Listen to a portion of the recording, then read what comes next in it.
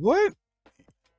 Just say 69. Look, you ain't there's you don't have to make a crazy sexual analogy over just say 69, man. You just like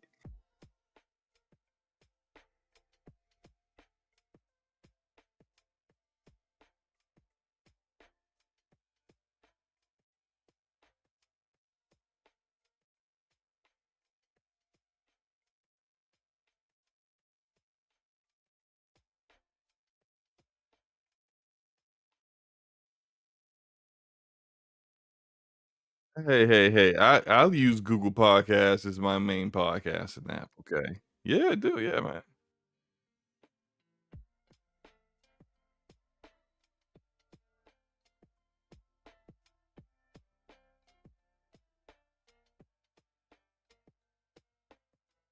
Well, man, I'm just I'm really happy right now, man. I'm really happy because I feel like I've converted a good a buddy of ours, Randolph Thor, to the light side, the side of and this is about to get real nerdy, but out of the fantasy novels, I think he is now officially a fan of the Stormlight Archives, and so like I don't know if he likes it more than the Wheel of Time yet, but I think I might be able to convert him. He might change his name from Randall Thor to Kaladin Stormblast. We'll see. But like outside of that, I've been good, man. I've been playing games, enjoying games. I'm actually almost done with Mass Effect 3 Legendary Edition. I've been just like I finished the Arrival DLC. I keep saying Arrival, and when I mean Citadel, the Citadel DLC from Mass Effect 3, which is so good. Not as good as Lair the Shadow Broker, but very good. And I just finished that earlier today. So I've been playing my games, enjoying myself. How about you, man?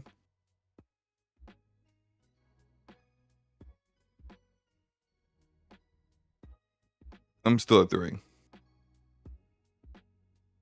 You have zero chance. How many games have you beat? You still at 1? Well, I'll be at 4. I I'll be look, man. Look, I don't know why you made this bet, man. You just decided you just going to give me a game, I guess. Which I appreciate. I appreciate you giving me games, but like it's it's gonna have it's exactly how it's going to turn out. You know. But go ahead, man. Go ahead. Oh, they couldn't hear me. I was muted. The entire time. I sure was. I had muted my mic. Oh my god. At least I didn't How mute do you at least do at least this at least I can't at least I didn't mute you. every week? At least I didn't mute How you. how do you do this Listen, every listen, week? just be happy I did not mute you. I muted myself. Just start over. Just start over. All right, all right, all right. Yeah, it was a great intro too. Yo, what's up, everybody? This is Damage Per Second Podcast, episode 69. Because we are not about to say what it actually is, because Slomo will get mad at me by calling it that. He won't let me say any things that are off the cuff or anything when it comes to what number we're on. But yeah, I know you heard Slomo. Slomo told you that he beat 4 games already, or almost 4 games. I am still sitting at 1, and probably will be at 2 by the time this podcast goes up on your favorite podcast network, which is Apple Music, or Apple. It is Apple Music too. It's also the Google Play, and we're also on Spotify. And you can check out the live stream here whenever it's finished being processed. But outside of that, man, I've been doing a bunch of stuff. We would definitely cut out the first like 2 minutes where Forte couldn't be heard because he just Yeah, well, at least I did it myself. At least I did it to myself this time. But shout out to Alpha Will with the $5 super chat. Said, "What's up, fellas? Let's get it started." Yo, for real, it's always great to be here on a Thursday with you guys, man. Shout out to Spider. He up in the chat saying, "Yo, we got John E 2 weeks in a row. Nice seeing you too, bro." The homeboy Sir Taz up in here. Glad you're feeling better, sir. Who else? Dr. Soraka, we got him up in here. We got Who else we got up in here? I don't want to pronounce names wrong, Slomo. Go ahead and name them. Nola Origins, Sukasa, That's what it is. who Sukasa. asked the Sukasa. question of, does the chat exist for us? Yes, the chat does exist for us. Yes, It's it just does. Why doesn't the in the chat very exist? beginning of the show, it's just sometimes we get into our own element, and then we forget that, you know, you guys are telling us very important information. Maybe in the future, from now on, I will always look directly at the chat, especially in the beginning of the podcast, to make sure that Forte has not muted me, himself, everyone. Just like it's just us, just, you know, with the podcast going and gameplay showing, and you can't hear anything. I try to make sure that in the future that I'm checking for that, you know.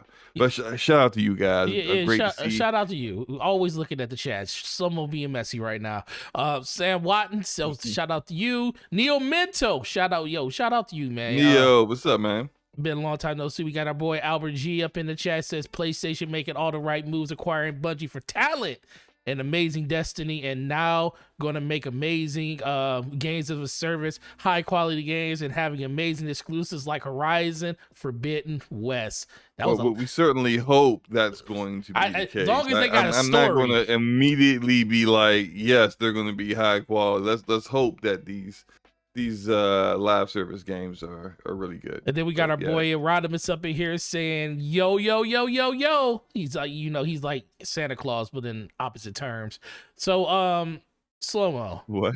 What's your Slow-mo? Let's talk about your favorite system of all time, the Nintendo Switch first. Because nobody cares about Switch around here. So we put that in the front because that just got announced today. Yes, let's get this out the way. Get this out the way now. Get this out the way now. Let's get it done so that we can get to topics that people find way more important. Nintendo Switch. Let's talk about this. So over 103 listen. You are not the host. You are not the host here. I'm sir. sorry. Host it. Go. Thank you, sir. Thank you. Stop trying to speed run through this like a Mario level. So listen, Nintendo Switch. Over 103 million units sold. Combine that with the fact that Mario Kart across multiple platforms, which is the Wii and the Switch itself, has sold over 51 million units.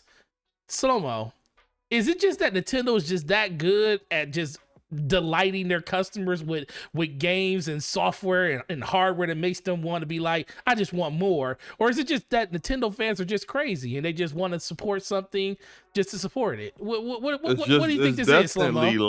It's definitely ladder. I mean, these people bought cardboard.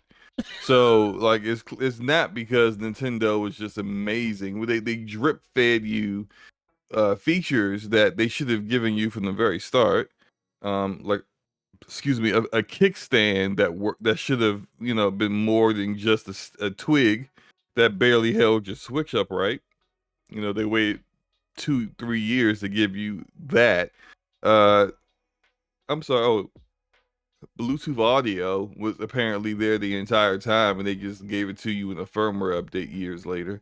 They just don't like to give you things. They want to give you the bare minimum and then drip feed you features they should have given you from the very start over a short period of time, or a long period of time if you really think about it. And this is what we always see from Nintendo fans. What do we hear every time? It's just like, this isn't like, this is a very minimum update, but oh man, I really like those Joy-Cons. Oh look, I really like that color. Oh look, it's an OLED screen now, even though nothing else has changed, but it's an OLED screen. I guess I'm just going to upgrade. I'm going to just get another one. I don't know a single Switch owner that only has one Switch. Well, I could have told you that. Maybe actually, no, wait, no. I do know a couple, but I do kind of feel like Luke only has one. Yes, because I was just the one. That's one that her and a few more people. But the majority of Switch owners are not a Switch owner of one Switch. They have multiple, whether they are a parent and they got one for themselves and one for their kids, or they're a collector and they just gotta get all the special edition Switches for no apparent reason whatsoever.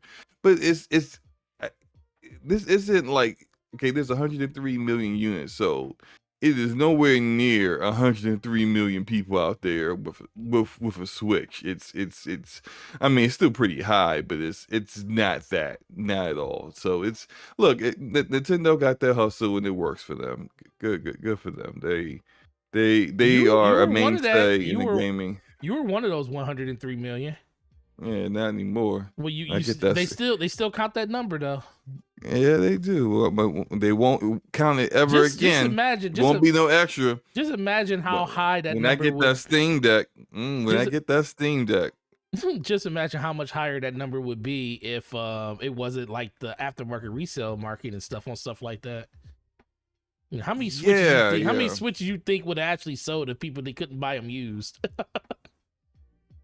I'd say probably another 10, 15 million. Yeah, likely. Be something. I mean, you can say that across any system, though. Honestly, maybe not for Xboxes and PlayStation 5s and Xbox Series X's, because those things are whoo.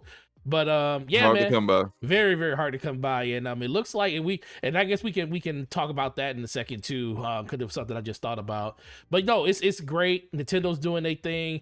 Now, the last thing I'll ask you just about Nintendo, because Aron has said next topic, so he wants us to get the heck away from this and run away. I agree. Okay, what would it take for you to buy a Switch again? Nothing. Oh, nothing. You're done. I'm telling you, I have a Steam Deck on the way next month. Okay. And I'm not going to be in the pirate life. I'm not going to be on the Caribbean or anything like that. But I will buy games and then emulate them, which is legal. And I'll do it on hardware that's better than the Switch hardware, with the ability to also sideload Windows and do whatever else I want with it. So yeah, that's the route I'm gonna go. If that wasn't the case, I probably still would have gone the emulation route, because even when I did have a Switch, I played it primarily docked. I didn't really do. Only time I did handheld is when I went on vacation, which is once a year. So make sure you next time just make sure you got fans that work when you go on vacation. Yeah. you just thought about that, then you was like, oh yeah, I remember that. No, yeah, man, that was rough. That was a rough day right there. All right, so Nintendo's doing great. They're probably going to end up being the most highest selling system of all time at some point, especially since they said that they only consider the Switch only being halfway through its development life cycle.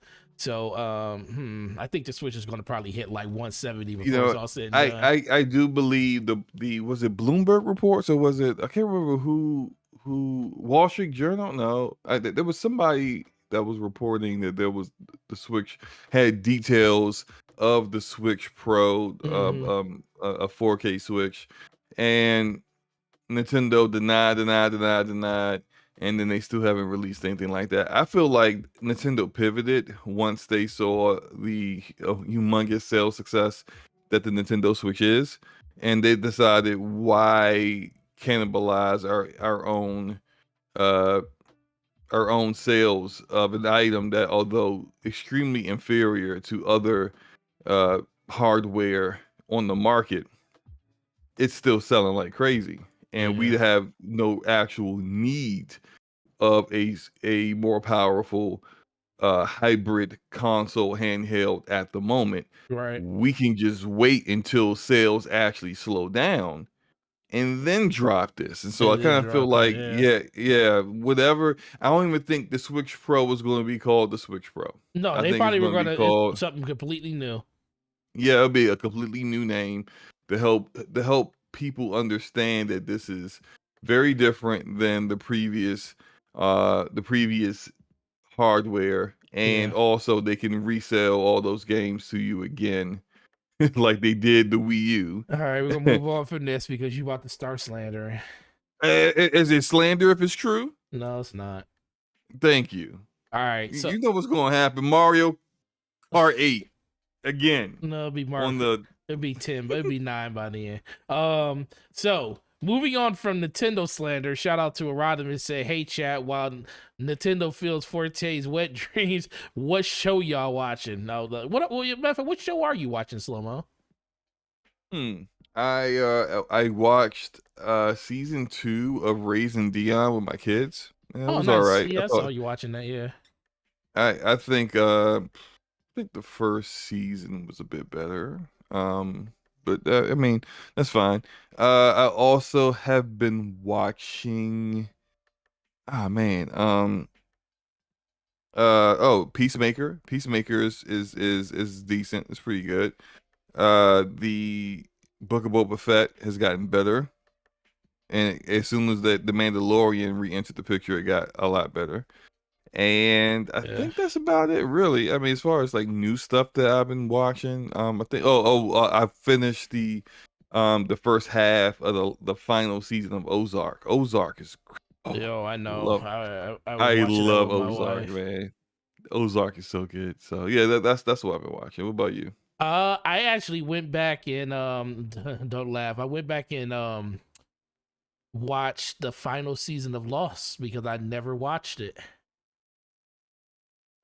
Oh well, you didn't miss much. I know I didn't miss much, but the fact that I actually 12 or 14 years later decided to go watch it for the first time. Well, not for the first time. Yeah, actually for the first time because it's like I was super invested in that show all the way through. And then all of a sudden when I heard what happened, I was like, yeah, I ain't watching this. It was like a buzzkill. So I was just bored and I just said, let me go binge the last season of it, and I watched that. And then actually I've been going through my 24 phase. I watch it every year, the TV show 24. I always watch it once a year because it's like one of my favorite TV dramas. And I'm on season 5 now, and I've been watching it for like the last 3 weeks. So I've been doing that all over again, and mostly just getting caught up on stuff that's like on Netflix that I haven't watched. Like I watched the Voltron cartoon series all the way the next season because I'm a huge Voltron fan, and most people probably don't know that. Favorite cartoon animation show ever. On Netflix, right? Like they got Yes. they brought it back on. I was so the first season I tried to get into, but I think I got distracted by something, and then I Yeah. just I never picked it back up. So that's good. That's Yeah, I good. love it, man. It's always been good to me, and it's like, I mean, it's a slow burn, especially if you're a person that knows pretty much how it's going to go. It has it like has the same narrative plot, but certain things and roles are changed inside of the character arcs and stuff. Like it's not like Keith isn't the main leader at the beginning of it and all that stuff. The leader of the Black Line. It's not him.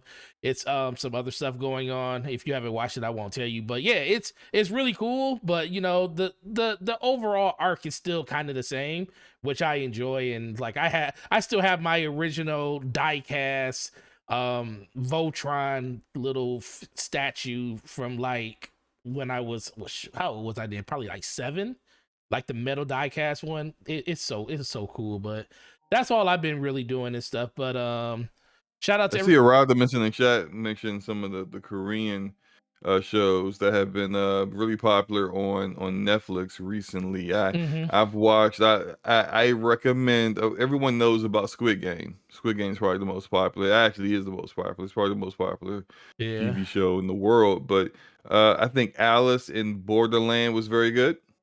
I really like that one. There's another one called Sweet Home that's also pretty good.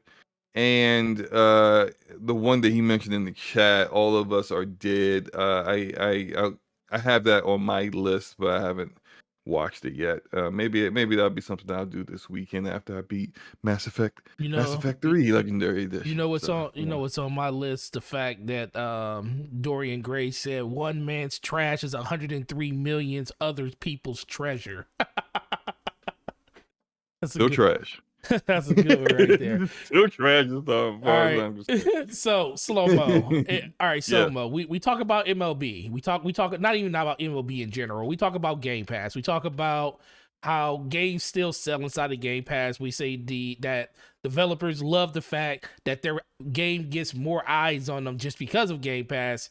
And I wanted to get your thoughts on this with the fact that, last year, MLB 2021 hit Game Pass day and date. Now, we thought that was just like some crazy stuff that just kind of happened because, PlayStation wasn't developing the game for Xbox, and MLB just went through the back door and was like, yo, they made a deal with Microsoft with their studio and said, we're going to put this game on Game Pass and all this other crazy stuff. So we thought it was like kind of a slight, but it looks like MLB really, really liked what they saw from Game Pass because 22 is coming to Game Pass day and date on April 5th of this year. So they're also expanding it to the Switch too. And they're expanding it. Yeah, they're expanding it to the Switch, which the Switch needs because which will run at 360p and 20 FPS. But I can imagine the Switch game being pretty good. Switch like baseball games on the go. At least you could play when you're really bored, sitting in your car or something. But what did you think when you first saw this, and why do you think MLB made the decision to do this all over again? I think one, we know sales were good because of NPD. We saw that it remained charting on NPD the entire time.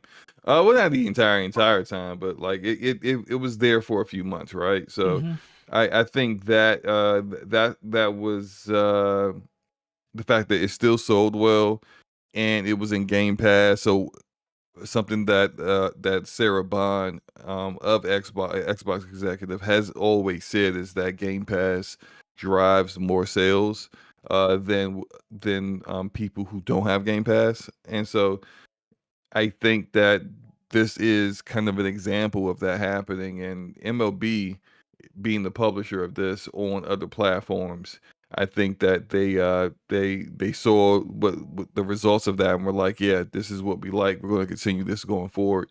So I mean that's good for Game Pass and good for Xbox because this is the one sport that they now have that is a mainstay in Game Pass at launch every year, and probably will remain so for as long as Sony San Diego is making MLB the show. So I mean, this is it's only good for them. It's only good for their service because that service will always give people the value that they feel it requires in order to get people to remain subscribed to it. Mm-hmm. And the more they continue to get games that launch day in day in it, the higher that value becomes. So this is good to see. It's good to see. Yeah, it's definitely good to see. I mean, baseball is the most boringest game you can technically play in a video game to me. Big facts. I mean, it was like every time it's like I tried to play it in Game Pass. Like I played it more when I bought the game on PlayStation than I did in Game Pass. It was like because I guess I felt more like I felt like I had to.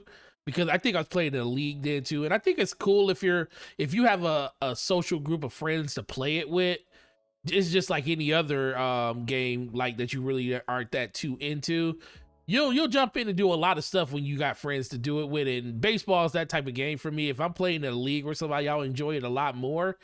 But it's definitely a good thing that it is going back into Game Pass because it's just another reason to own the service in general, and MLB definitely feels like the overall praise that the game do you play this game? Do you play I used to play it. I haven't played it in forever. I think the last year I played it was like 2018 was the last year I played it, like played it religiously. So it's not something that I'm super excited for the people that I'm more excited for people that are on Xbox to get a chance to play a baseball game, honestly, because, being a person that works at retail, there's always people coming in. It's like, man, can we get a baseball game on there? And last year was the first year I could tell them. I was like, yeah, you finally got one. You can play MLB The Show right on your Xbox. And we sold quite a few copies of it on Xbox and stuff just due to the fact that it was available there. I do think that, in general, I really want to know what the microtransaction side of that game looked like because it's very, very huge when it comes to like the stub packs that you get when you play in the game and everything.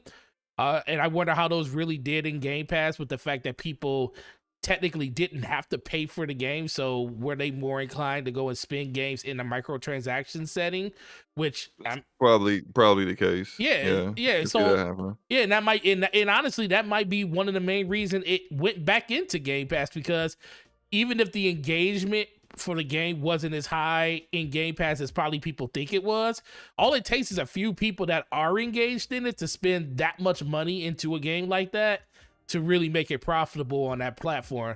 But you know, like you said, due to NPD numbers and everything, NPD it's sold really, really well on the Xbox platform.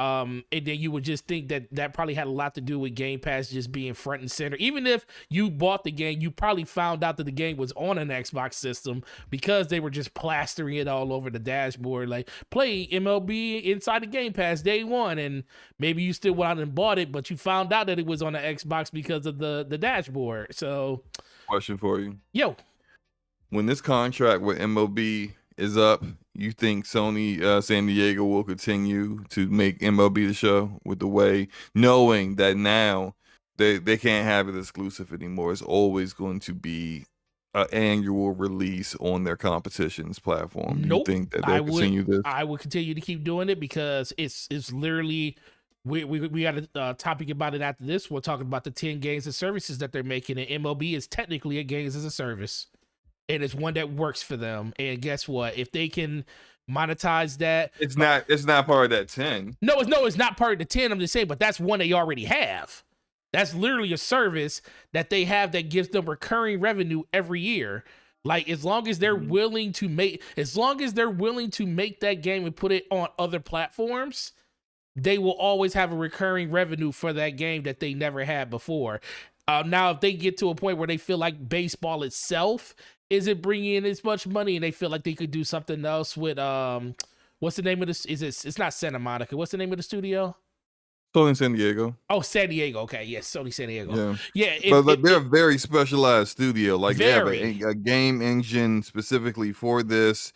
This is what they were created to do. It's all they do. I mean, I think if they were if it comes to find that they may want to switch gears and have Sony San Diego do something different, we'll probably hear rumblings that they are starting to hire for like a new IP. Right, and that's Because you don't want to just say like, all right, we quit this, the contract's up, we're no longer making this. All right, now what are you going to do with that 150 developers that's sitting out in San Diego? right.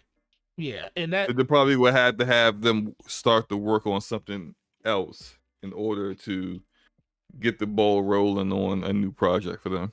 yeah, and I think that's the biggest thing for them. Just as long as the numbers make sense, as long as that all makes sense to them, they'll do it, because they got to pay for that. They're paying for that license now, due to the fact that maybe who knows, they may not be paying as much for that license as much as we think now, because that is a PlayStation studio that's making the game for them. And the fact that they're publishing that game on Xbox with a PlayStation studio, it could be the fact that MLB isn't charging them as much for that MLB license as they normally would if it was like a pure third party developer making it. You know, they're basically using their development house to do it, and they're probably saying, well, if you want to do this, this is what we want, you know, to happen for us to keep doing it. Because I got another question for you. Yeah, go ahead. What's that? Now that MLB has forced them to put this game into Game Pass, is Sony going to put it in Project Spartacus? Absolutely. Why wouldn't you? It should be in their day and date. Oh, is this going towards the whole day and date thing on PlayStation, Slow-Mo? No, I disagree. Actually, I don't think they're going to do it. They should. Why? So let me ask you a question. How would it look? I mean, it already looks kind of crazy now, but they don't really have a service like that yet. Like they're still implementing that service, so I can understand why it's not a thing yet. But but like, okay, I'm talking about like in 2023. That's what I'm saying. When whatever Project Spartacus has its official name, the ball has been rolling. It's been out for about like 9 to 10 months at that point, whatever the case may be. And this time next year, is it going to be in Project Spartacus? You say yes. Yeah, I think they will put it in there because it's already a game that they already seen what the success. They seen the numbers of Game Pass. They seen what the That's Game engagement is. Pass. No, I'm That's saying not their service no, though. but they see what the overall engagement in Okay, a well look, they service already is. have PS Now. How come they haven't put it in, they didn't put it in PS Now this year? Or last year Well, PS when Now is this not a first thing. Well, happened. PS Now they're not. It's not even really a thing anymore. Well, I mean, it was a thing last year, Yeah, and but they last year was it? But last year they didn't have they don't have the data points that they have this year though. They didn't have those data points from Game Pass. That was something that they literally just got from March of last year all the way to basically probably October when the baseball season was up. PS Now is still a thing right now. No, They no, haven't you can't. No, discontinued it. you just can't go into. You can't unless you go through the system. You can't buy like the year You memberships and shit can't like that. you can't do the year because they're gonna repackage it. Yeah, But exactly. you can still get the 3 month Yeah, you can still get and the that. 1 month. Look, it's still there, and in anything that you are playing in PS Now, the day before they transition it, they announced Project Spartacus and transition it from PS Now to whatever it's going to be. Whatever that you had access to before likely will be what you still have access to the very next day. So I feel like if they were going to put MLB The Show on Project Spartacus, then they would have put it on PS Now this year. So you don't think they're gonna do it? No, I don't think they're going to do it. I think they Because I think for them, it sets a precedent that they've already said they are against, at least for now. yeah, what's the name? And Aronomus shit. Well, MLB he says it's no PS5 games in PS Now, but it is still a PS4 game, and there are PS4 games in there. Hmm. That's a good question. I mean, I think they should because they already set a precedent when they will actually do it in another service. Why not put it well, in your own that wasn't their service? choice. That had nothing to do with them. That was The- MLB The Show. That was MLB. It was okay. Yeah, you're absolutely MLB publishes it you're on other absolutely right. platforms. You're absolutely right, and that might be the case. I just feel at a certain point you're all about gas and you're trying to build that ecosystem up.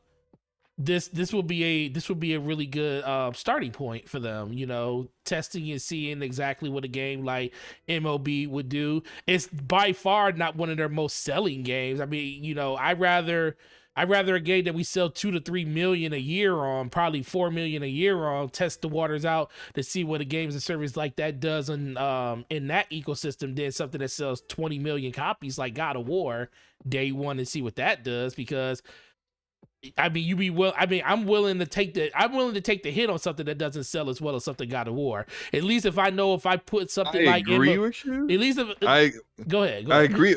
I agree with what your logic is with that.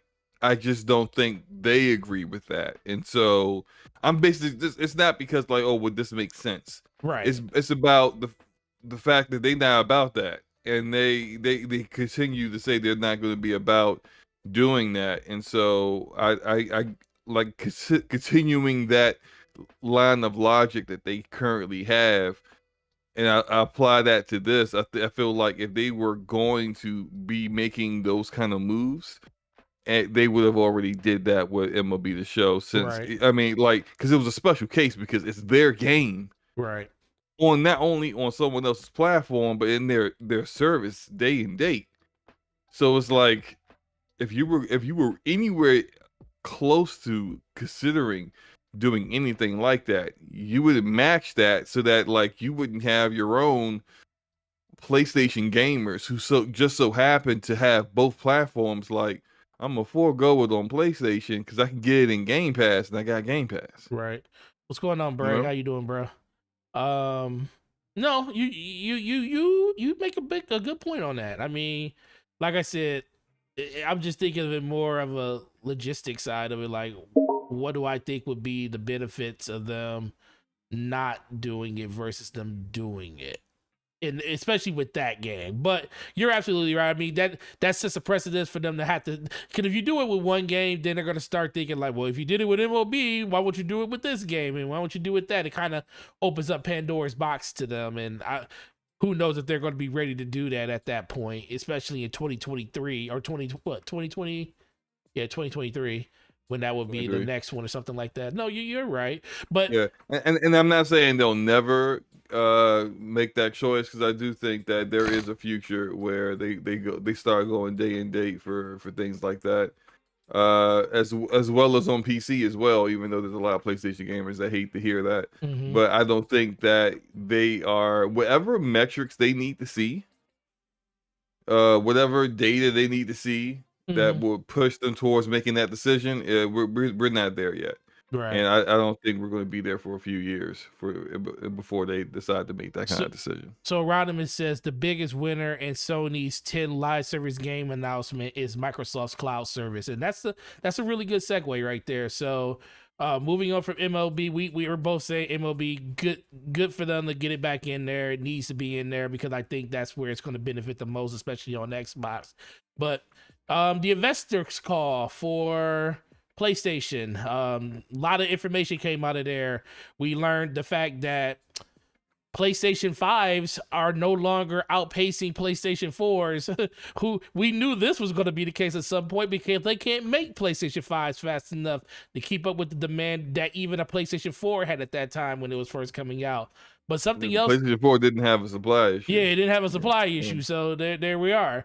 But the more interesting thing that came out of this, tied to the whole Bungie acquisition and everything with games as a service, was the fact that they are going to be producing and releasing 10 games of service model games by March of 2026.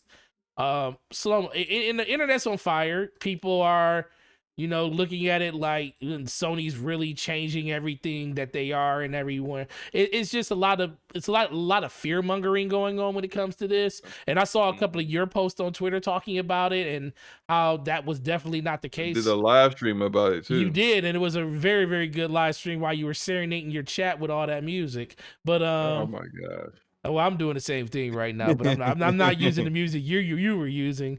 But yeah, Slumos, why don't you give us a breakdown on everything that or just your takeaway from what Sony's going to be doing around these 10 games that they're releasing and how Bungie plays a pivotal role into that. Well, they in their earnings call that was earlier this week, they discussed the Bungie acquisition, and they started getting into what Bungie provides for them outside of just now the revenue that they're generating off of Destiny's IP, as well as the other games that have been unannounced that Bungie are currently working on.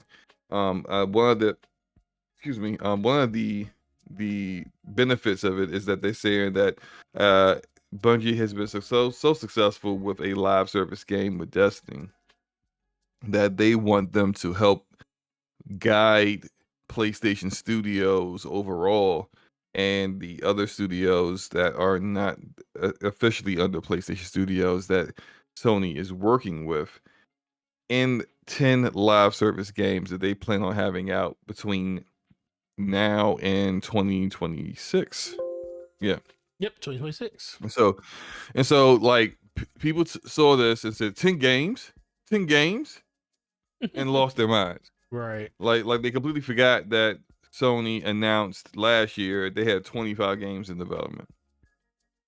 And they completely forgot that whether these 10 games are part of those 25 games or not, at the bare minimum, you got 15 games that are not live service games. So it's just like it would be silly for people to think that Sony was following the path of some other publishers who've gone all in on a certain particular format that was not successful for them and continue to not be successful for them. It's just like that's really bad business. And I don't know why people would think that Sony would be this dumb.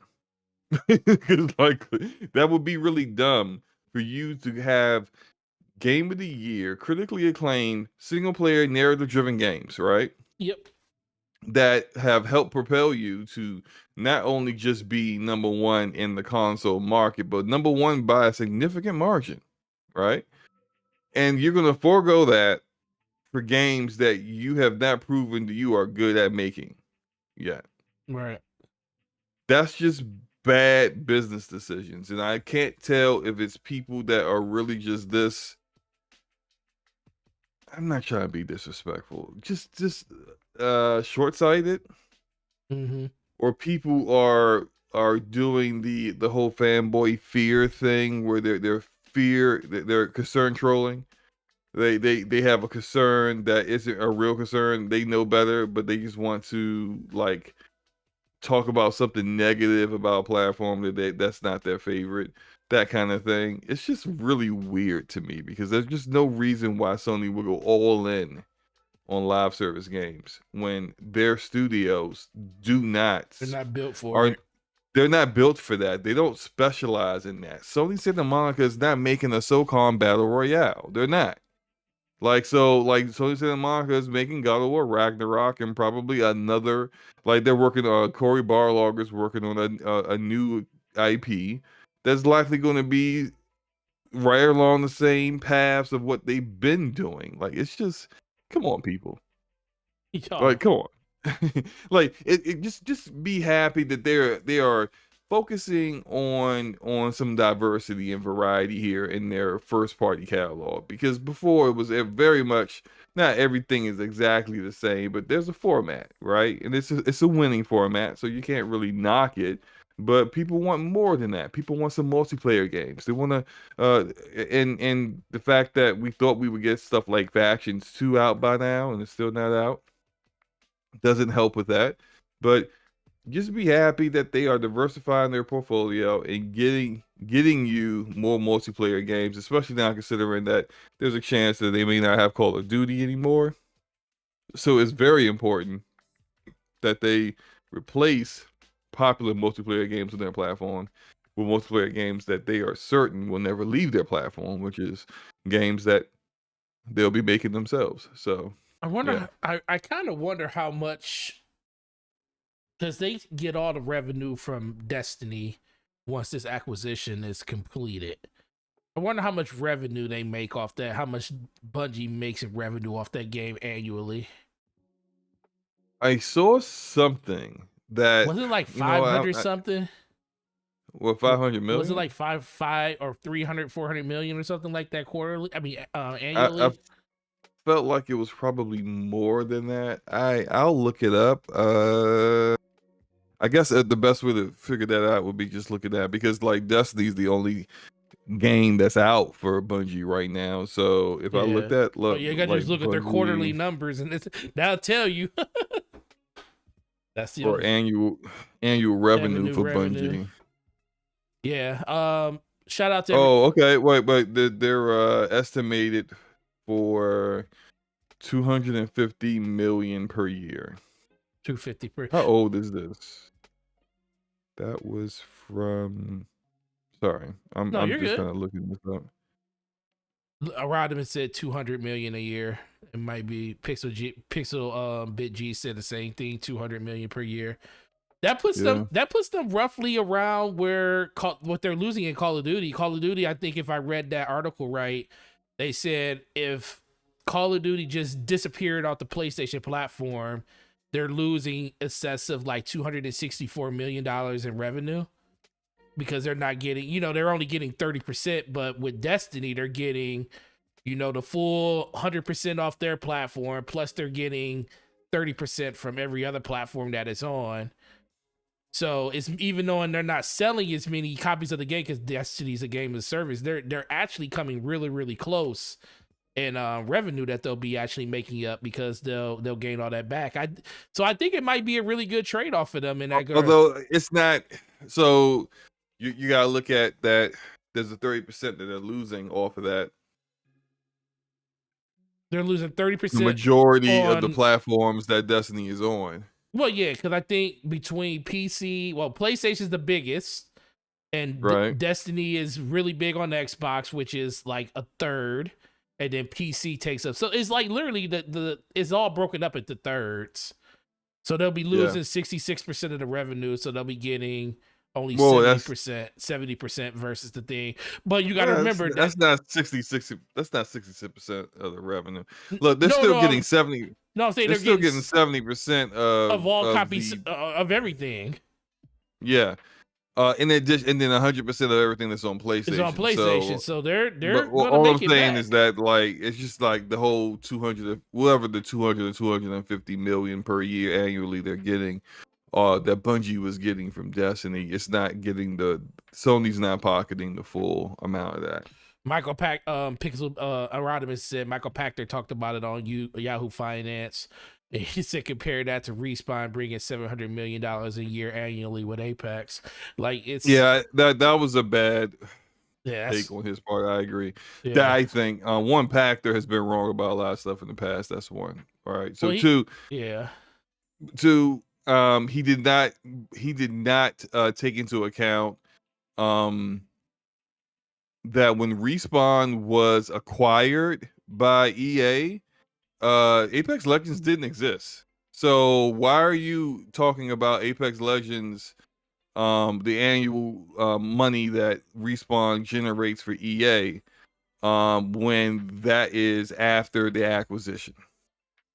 So that's not a fair comparison to Destiny and Bungie. right, And then he didn't even really talk about the IPs, which, and when it comes to acquisitions in gaming, a lot of the times the reason why a company may cost significantly more than another company to be acquired is the IP that they actually own. And so you look at like Insomniac cost only 300 million for Sony, and they have, man, they have made so much money off of them since then. It's ridiculous. But the reason why Insomniac came so cheap is that they really didn't own a lot of the IP that they had have created and worked on over the years. And the ones that they did own weren't not very profitable. So it's right. like this kind of stuff needs to be considered. And I don't know why people like it's funny when people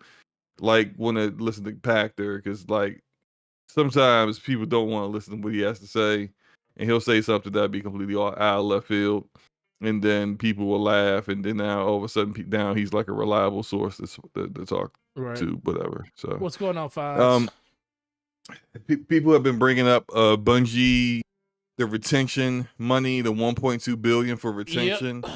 And it's like we got like people out here, actual acquisition lawyers like Richard Hogue, who has been said that that's standard in these kind of deals. Yeah. That he thinks that there's likely retention contracts with Activision as well, but people don't want to talk about that kind of stuff. It's like, yeah, Yeah, they just want to make sure that the people that the company they bought doesn't bleed talent because they don't want to be exactly. there. Right. Like, or here's a great scenario, and the reason why you do something like that, right? You make it worth their while to stay, so that they can see that nothing has changed. Yeah, exactly. Because like a lot of times upper management would say, hey, look, we just got acquired, nothing has changed, it's all the same, everything's fine. And then people start to see changes immediately, even though everyone's out there saying nothing has changed. And it's like, nah, yeah, y'all just giving us lip service to make us stay, and we're not going to stay. But if you give them like a financial incentive to stay, then they can see that really, oh, we still do have creative freedom and full autonomy to do what we want. Maybe I don't really need to jump ship after all. And so like Right. what you don't want is the kind of situation where like Microsoft acquired Rare, and then a lot of Rare's talent left right afterwards. You don't want that, because then what you acquired is no longer It's not. what you It's a bought. shell. It's a shell of what you bought.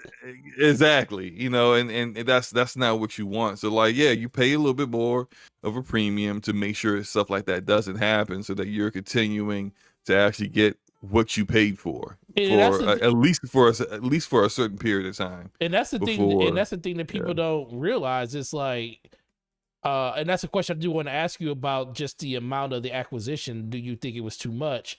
But that was part of the acquisition. The 3.6, that 1.2 billion was part of that 3.6. So they really spent 2.4 for Bungie, which is 400 million over the market cap for the company at the time, and they incentivized with another 1.2 to keep people on board.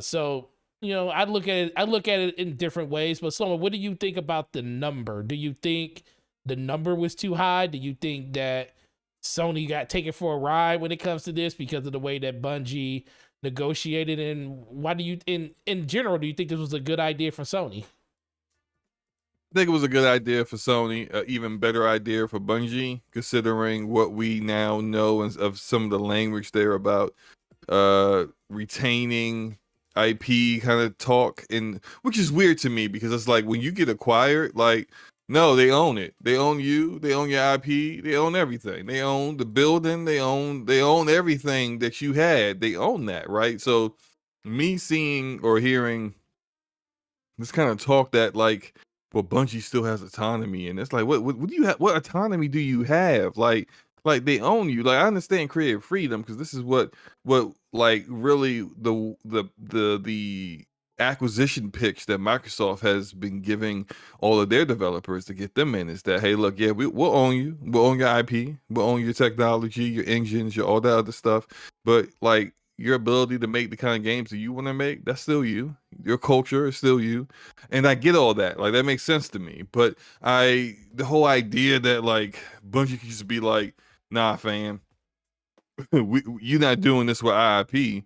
It's like, what? That's not your IP anymore. It's crazy, right? So, but I do know that for both Sony and Bungie, the benefits to having like Sony Pictures and their expertise in TV and film is going to catapult this IP to heights that it hasn't seen before. And I think that the lore of Destiny is kind of wasted in the format that's currently in right now. It's not like I think some of those stories are really good, but I've never really thought that Destiny's story has been that great. But if you turn that into a TV series on Netflix or HBO Max, and it might be something that's like, can you imagine this world, this universe, like with a more like narrative driven uh static storytelling than instead the dynamic feel that you get from this RPG MMO. I think that would be pretty amazing. I think that they see that potential and they want to capitalize on that. But back to your point about the price, from what I saw, Bungie was evaluated net worth of 2 billion before this. So they paid about 1.6 billion as a premium. We've seen all these other acquisitions where like say ZeniMax Media, Microsoft paid a premium on that.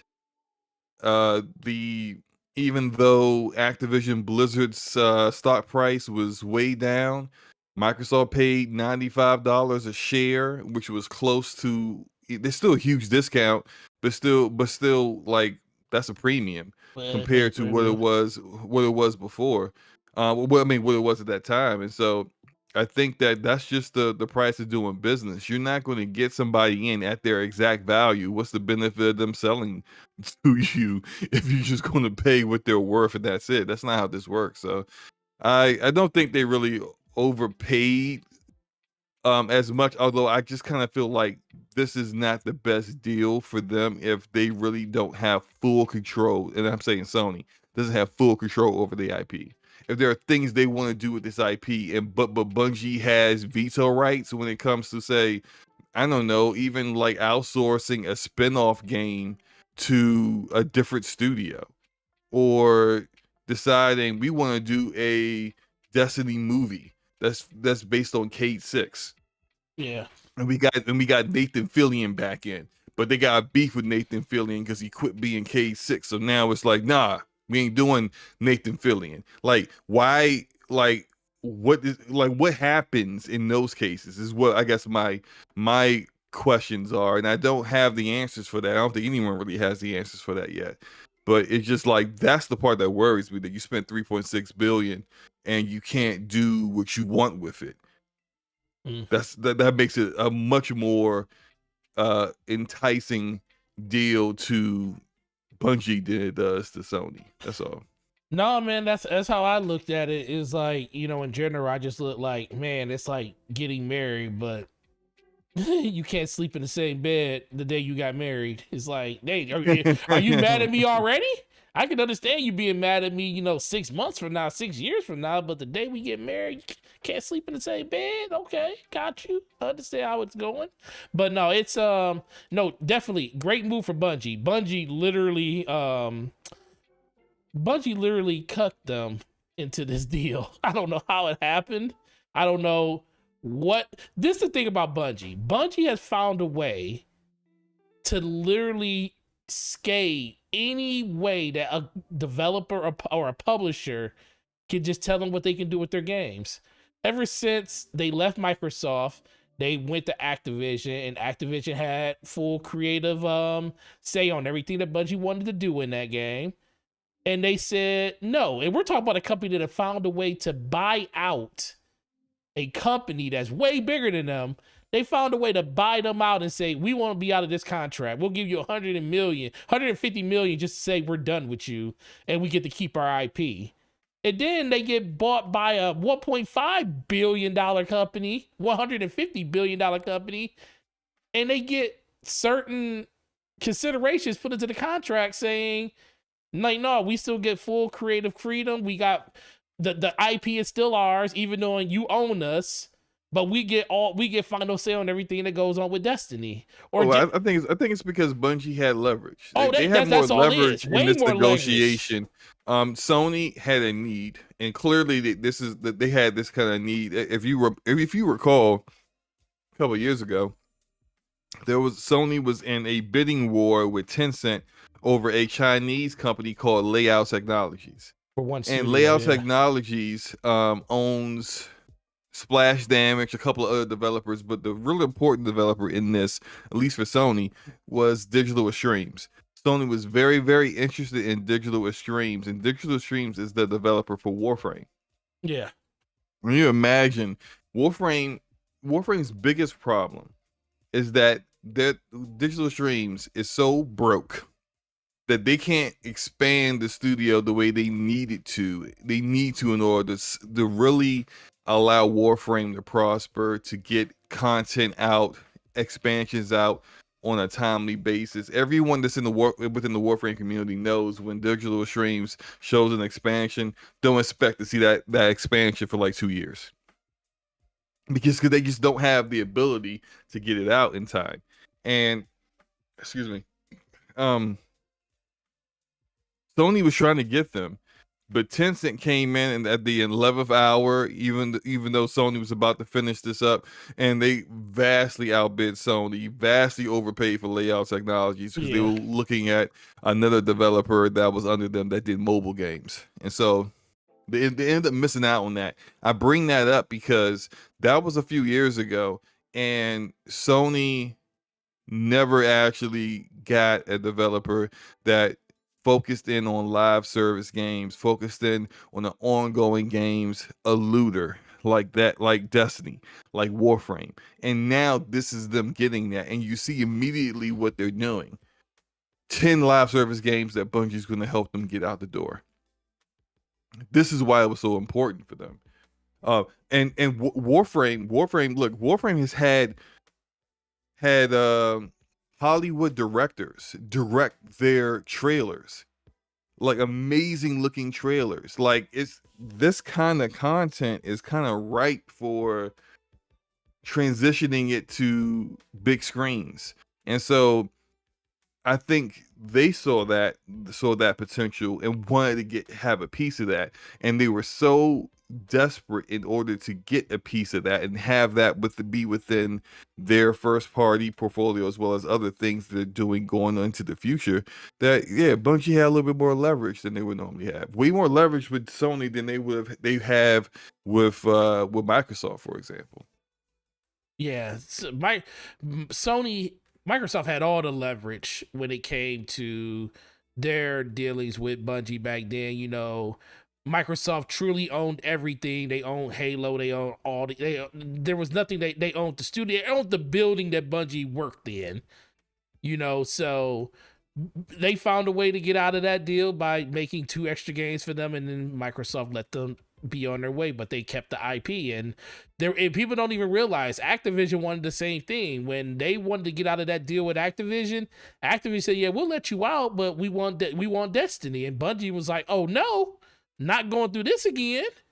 And so I think that's part of the reason why this deal was struck, because I saw this a long time ago. They, like, being a person that plays the game, I watch a lot of their Vidocs, a lot of their weekend focuses, or their TWAs is what they call them, and they always talk about this. Like, Destiny is something that they will never let go. It's like they are a development house that will not ever let their IPs go without them being a part of them. So it just makes sense. But I do agree with you. I do think when it comes to like the movie side of it, to the TV side of it, with Sony having so many different tentacles in all of those different industries, Funimation and everything, when it comes to like Right, right, right. anime. Funimation and Yeah, Crunchyroll, they own both of Crunchyroll. them, Yeah, right? they own both Yeah. of them. So they literally have animation. They have anime tied down. They got motion pictures tied down, TV shows, and that was the one thing I really enjoyed about the Destiny, the early Destiny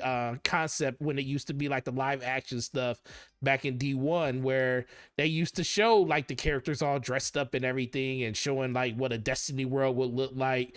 And that was with the money that Activision was putting into it. But now, if you can get a studio that can bankroll it like Sony, if they was to ever, like, if the game got to a point where they felt like they could do, not, I'm gonna say Spider-Man level types of money and stuff on it, but that type of quality behind the game, Well, I I think think that means like more to Bungie than anything.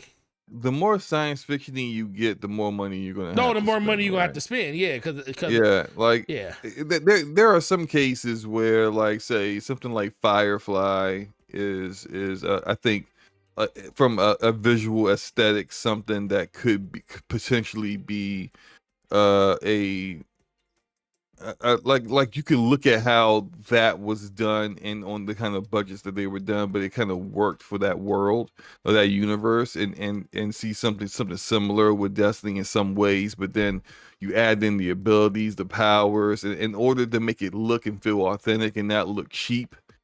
You're going to have to spend some money on the budget when it comes to special effects, and all that flashy stuff that costs money.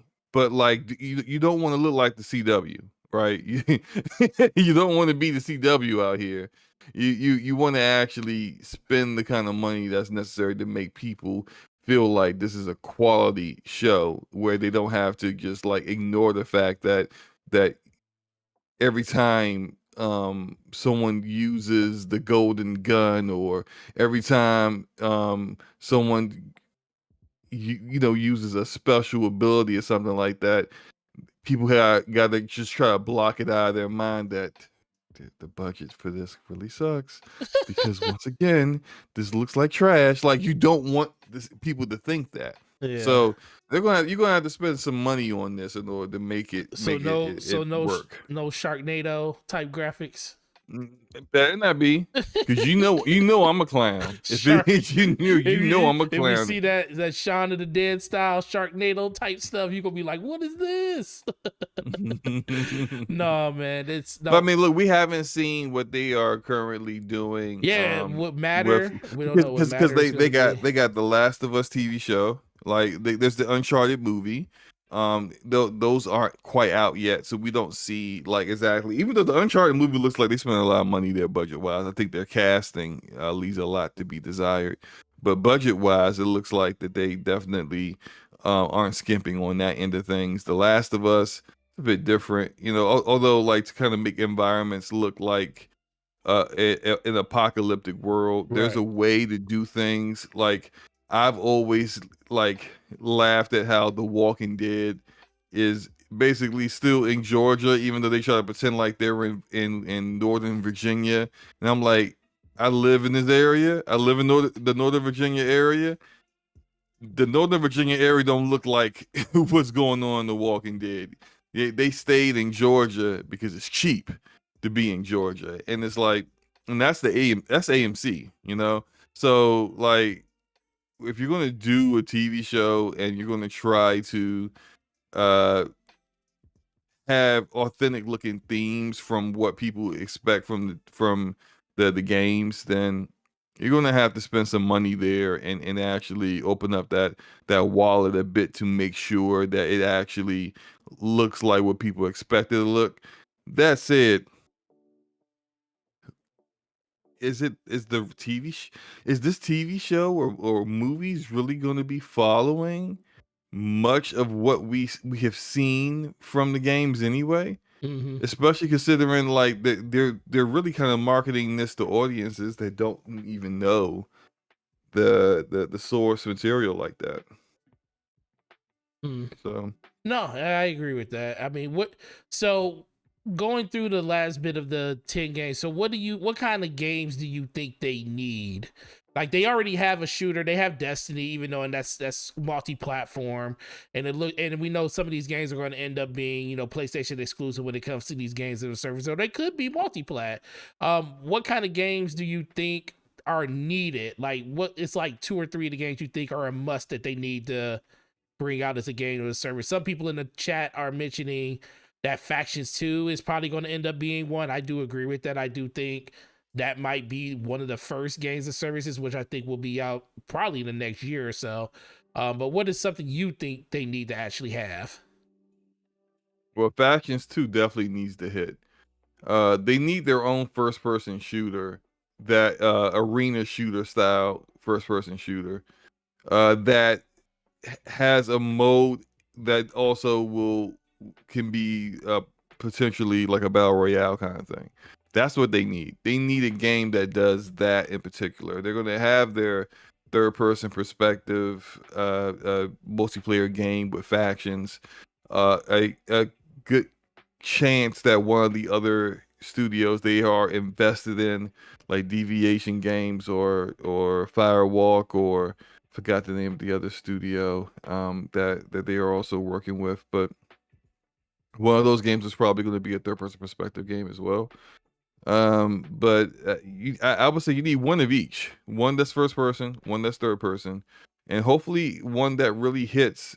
You want one that hits like a Fortnite or Apex Legends, but that might be a bit a bit a bit too much, like kind of like something that those games are massively successful and Right. you just can't bank on that. But if you got 10 live service games coming out, I think they are basically attempting to flood their platform with these kind of titles, hoping that one of them actually nails it. And that because if one of them turns into one of those successful kind of Apex Legends kind of games, then it was worth it. Right. Even if the other nine bombed, it was worth it because you got one, and the revenue off of what one game that's that successful will pay for all those other games and then some. Hmm. Nope, I agree with that. Shout out to the Ashen Luca. I think with the $5 super chat, thank you. I think Bungie got the better end of the deal. Is the Last of Us TV show or Uncharted movie following the source material? Well, the Uncharted one is hard to say because both Very hard to because say. Scully ain't got a mustache and You almost made me. and you might when Mark Wahlberg came grow one fast enough. yeah, and Spider Drake don't look like Drake to me. So I don't know. I don't know what that is. But The Last of Us TV show does look like it is. It does look like it is. They cast this one young lady that's in Euphoria. She plays Zendaya's sister in Euphoria. They cast her as I forgot the name of the girl's name in The Last of Us Left Behind DLC, but they cast her for her role, and so like that one character's role is very specific and plot driven, needed for that storyline. So I feel like more than likely The Last of Us is going to be following source material way better than Uncharted is, because yeah, Spider Drake. I can't believe you called that man Spider Drake. That's his name. That's his name from now on, man. He's Spider Drake. Riley, yes, Riley. Yeah, she's the girl from Euphoria is portraying Riley. So like it seems like they are definitely and other I think the voice actress for another character is playing her character. So like they seem to be hitting the the storyline for The Last of Us pretty closely. I don't who knows what Uncharted. I guess we'll find out pretty soon. Did you finish watching? Did you watch Euphoria all the way through? Unfortunately, Euphoria makes me depressed, man. I was like, man, I've never seen such a Man, glorified drug movie but make drugs look so good. I wanna suspend. I just want my kids to just not age. When I saw Just that, I was like like, I what don't want my is kids this? anywhere near these kids' ages, and like where the like I'm clearly a parent, you know, because I'm just like where the freaking parents at, man? I was Like and then thinking the and then same when you do see the thing. parents, they are trash. Just like Trash y'all worse fair. than y'all kids. Like what is Right? happening? Oh no, man, Euphoria is that TV show just made me. I was like, wow, okay. Look, I'm not enjoying Euphoria, but it's like I can't stop watching for some reason. It's like when you drive past a car accident and it's like you don't want to look at it, You want but here you are slowing down like everyone else, causing more of a traffic jam, uh, staring at this car crash. That's oh yeah, Euphoria, man. that's what TV shows are, man. You know, everybody got to stop and watch the car accident happen all at one time. um, Shout out to everybody in the chat. Appreciate it. 47 people here watching. 30 likes. Make sure you hit the like button. Truly appreciate it. We had a poll up asking who did the bill benefit more. PlayStation came in at 21%. Bungie came in at 79%. Listen, man, Bungie straight up.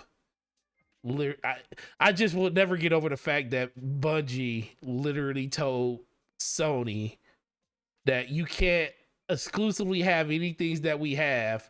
All you can have is the talent that made it. And I mean, for nowish. Look. I kind of feel like I'm no listen. Y'all all gotta stop this. existing. Y'all gotta stop this. Stop what? People gotta stop this. They literally went on their own website, on their blog. Even Jim Ryan came out and said it in his blog, and then Herman Holtzman came out and said it too. They literally came out and said that they are an independent studio that literally has all their games, everything that they're working on in the future. They have full creative freedom and they can do anything they want when it comes to the publishing and marketing of those games. They are currently working on is what they said. They said they said all their future games, sir. They didn't say all their future games. They said all future. Go look at the thing. They didn't say that. What did they say? They said all the games that we are currently working on and our existing IP will remain multi-platform. They said this is what they said games going forward, sir. I think you adding stuff here, man. Slow-mo, y'all just gotta live with the fact that Bungie ain't about to let nobody lock them down when it comes to their IPs no more.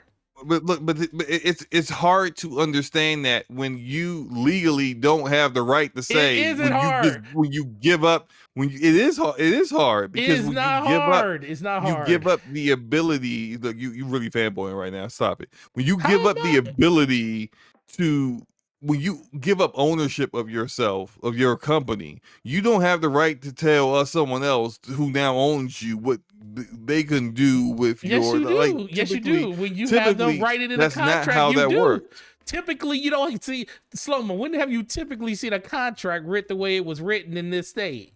Yeah, exactly. So I don't know why. On the other side of the argument, everyone's just like, "Well, it's absolutely going to be like this." But that's what the contract says. We're not going. We didn't pull this out of thin air, Slow-mo. The contract says it. All right. Listen, Slow-mo. No. I'm not disagreeing. People who haven't read the contract, like you, are telling me what the contract says. Okay, so look, this is what I'm saying. We're talking about what they're saying. No, we're saying what they put out there for people to know. And if you go off of what face value, what they are telling people that they need to know is Bungie's games will be multi-platform. They said it 1,000 different ways that Bungie is They a didn't say 1,000 multi-plat. different ways. They said the exact same way Oh, every single time. which and no matter how hard you look the at word it, future was not and no hard and no quote and did I see the word future. And no way if looking at that any differently is going to change the fact that that thing said they are a multi-platform developer and their games will be multi-plat going forward. Pixel Big G said you can 100% negotiate to keep your IPs. If they own you, what are you keeping? Dude, listen, if y'all own you. Okay, Slow-Mo, Microsoft owned them. What happened? In a partnership, no, and Microsoft owned and Microsoft kept everything because they owned everything. And that's why I kept telling people this is more of a partnership than a frequent acquisition. I swear, it screams partnership. Yes, Sony went out and purchased at no them. point in this have they been? It has just said it's a partnership, so it's not a partnership. Okay, well, you can't. This is what I don't understand. Is why everyone's all like, I don't understand why people are confused when this is clearly something that we don't see every day. Exactly. Like Pixel BG just said, the only difference is Activision didn't own them, but it's the same thing. Exactly. He's talking about this is no different than them. This is no different than what they did with Activision. It is different. But they didn't know. But Activision had the rights contract. They entered into a contract with Activision. A 10-year contract with Activision. That is not a acquisition. At no point did Activision acquire them. Even Activision never even owned the IP, so it's not the same at all. So like why do people? I don't get it. All right, shout out to my best friend Ash and Luke. Oh, well, let me get a Rodder. I don't want to skip over Rodder. Rodder with the $5 super chat. Slow-Mo Forte is right. Hogue Law said this most bizarre acquisition he ever saw. Exactly. How is Forte right? I literally just said that. It's not the same. It's bizarre. It's not like, are y'all listening? No, listen. Like, shout out. I just said this isn't like what what you typically see, and you guys are acting like, yeah, man, this happens all the time. No, it don't. No, we're not. No, I don't think people are saying it happens all the time. We said everybody's saying that this is the most unique situation of ever in acquisition history. No one's ever seen anything like this. How is it so? How is it? What I don't understand when people don't get why it's so clear. Because how is it so clear? Because everybody else likes to take everything so literal. Like Slow-Mo, let's be for real. People in this community take everything super literal, and we be sitting there like, okay, but the way you're taking this is definitely not the way it's written. But when they write it and you read it exactly how it says it, it's literally what they're telling you. You keep saying, have you read the contract? No one's read the contract, Slow-Mo. Okay, then why do you keep saying, why are you definitively saying, listen, when you read it, it's what it strictly says. Like, you didn't read it, so what are you talking about? Listen. Shout out to the Ash and Luke with the $2 super chat telling me to read my text messages. Shout out to her. She sent me exactly what Bungie said. But you could have sent that to me too. I don't know why she sent it to you. But all right. Because she knows, because I'm right. We will continue to independently publish and creatively develop our games. We will continue to drive one unified Bungie community. Our games will continue to be where our community is, wherever they choose to play. Slow-Mo, what does that sound like, Slow-Mo? I hear the word future. I heard continuously our games continuously. They have games they are currently working on. They have current existing games. They didn't just say games that we're making. They said our games. Slow-Mo. That means games means what they're making. Okay, hold on. Like, so listen to what I'm saying. They have games that they're currently working on that they haven't announced yet, right? Yes, they do. They have a couple. They have what, two? They have. Like, I'm still talking. Hold on. I just asked you. You know, to answer the question. Okay, hold on. They have a game that's currently out right now, right? Yes. Okay. So now let's say games that are not currently in existence. This is a acquisition, so they're going to be with them supposedly forever. Okay. So there will be games they start development on in the future, right? Okay. If that is the case, or is it going to be the same exact? They will remain multi-platform like our existing games. Well, you just as bad as Because You're just as bad as Diller right now. And I had this kid. Diller said the same thing. I had this long, blown out conversation with him about this too. And I said that tell him like, listen, y'all don't just read what you see. It literally tells you exactly what it is. but that's not, yo. That's what they're How many saying. times They're have not we saying seen like anything different. you can't just say, oh, just read what you see, when oftentimes, especially when it comes to legalese No, and legal stuff, when it comes to things, and especially PR speak, it's not always exactly as you see Tomo. things. Now, all I'm saying is that I do think that there could be a time, years and years and years from now, Mhm. where they will develop an IP that has not even been thought of yet, that would be You wanna know- exclusive to PlayStation ecosystem. You want to know the difference in this between, like, somebody just brought up the Bethesda acquisition with, you know what the difference in that is and what Sony's going through right now? No, it's no, it's not. I'm gonna tell you why it's not. No. I'm I'm gonna tell you, gonna tell. what Let me you say. about to Can I say what I was gonna say first, and then you can go ahead and try to dismiss. All right, I already got the answer to show you exactly why it's not. Go ahead. No. I'm not saying it's the same. I'm just saying it's completely different because the difference is Bethesda. Phil Spencer came out and said that they will still act independently. They will still publish their games. But guess what? All final say still goes through Phil Spencer. Everything still goes through Phil Spencer. Whereas there is no final say. It doesn't say Sony or Jim Ryan has final say on where their games and stuff goes. That's not said nowhere in this. This is all about what Bungie wants to do with their IPs compared to what Xbox did. They said no, Bethesda, they'll still act autonomously. They'll still have the ability to publish and stuff with their games. But when the buck stops, it stops with me. And that's the difference in this conversation. It's not even the same conversation that they're having. It's not the same, because at the Bethesda Xbox live stream, Phil Spencer said that going forward in the future, like when we talk about future games, he actually spoke on future. He said in the future, Bethesda games will always be and only be where Game Pass is. And that covered everything. Yeah, because he actually said where they were going to be at, but he doesn't. Exactly. But he has full control over saying where that's going to go, because that's something that they negotiate. He literally came out and said Bethesda can publish. They have autonomy to publish and put their games out. But he said it still stops with him. What's funny is people in the chat thinking I'm a pony for saying yeah, this. He's not a pony. He's not a thinking pony. I'm a pony for having a difference of opinion. Bots, you are. Learn how to have an actual individual thought.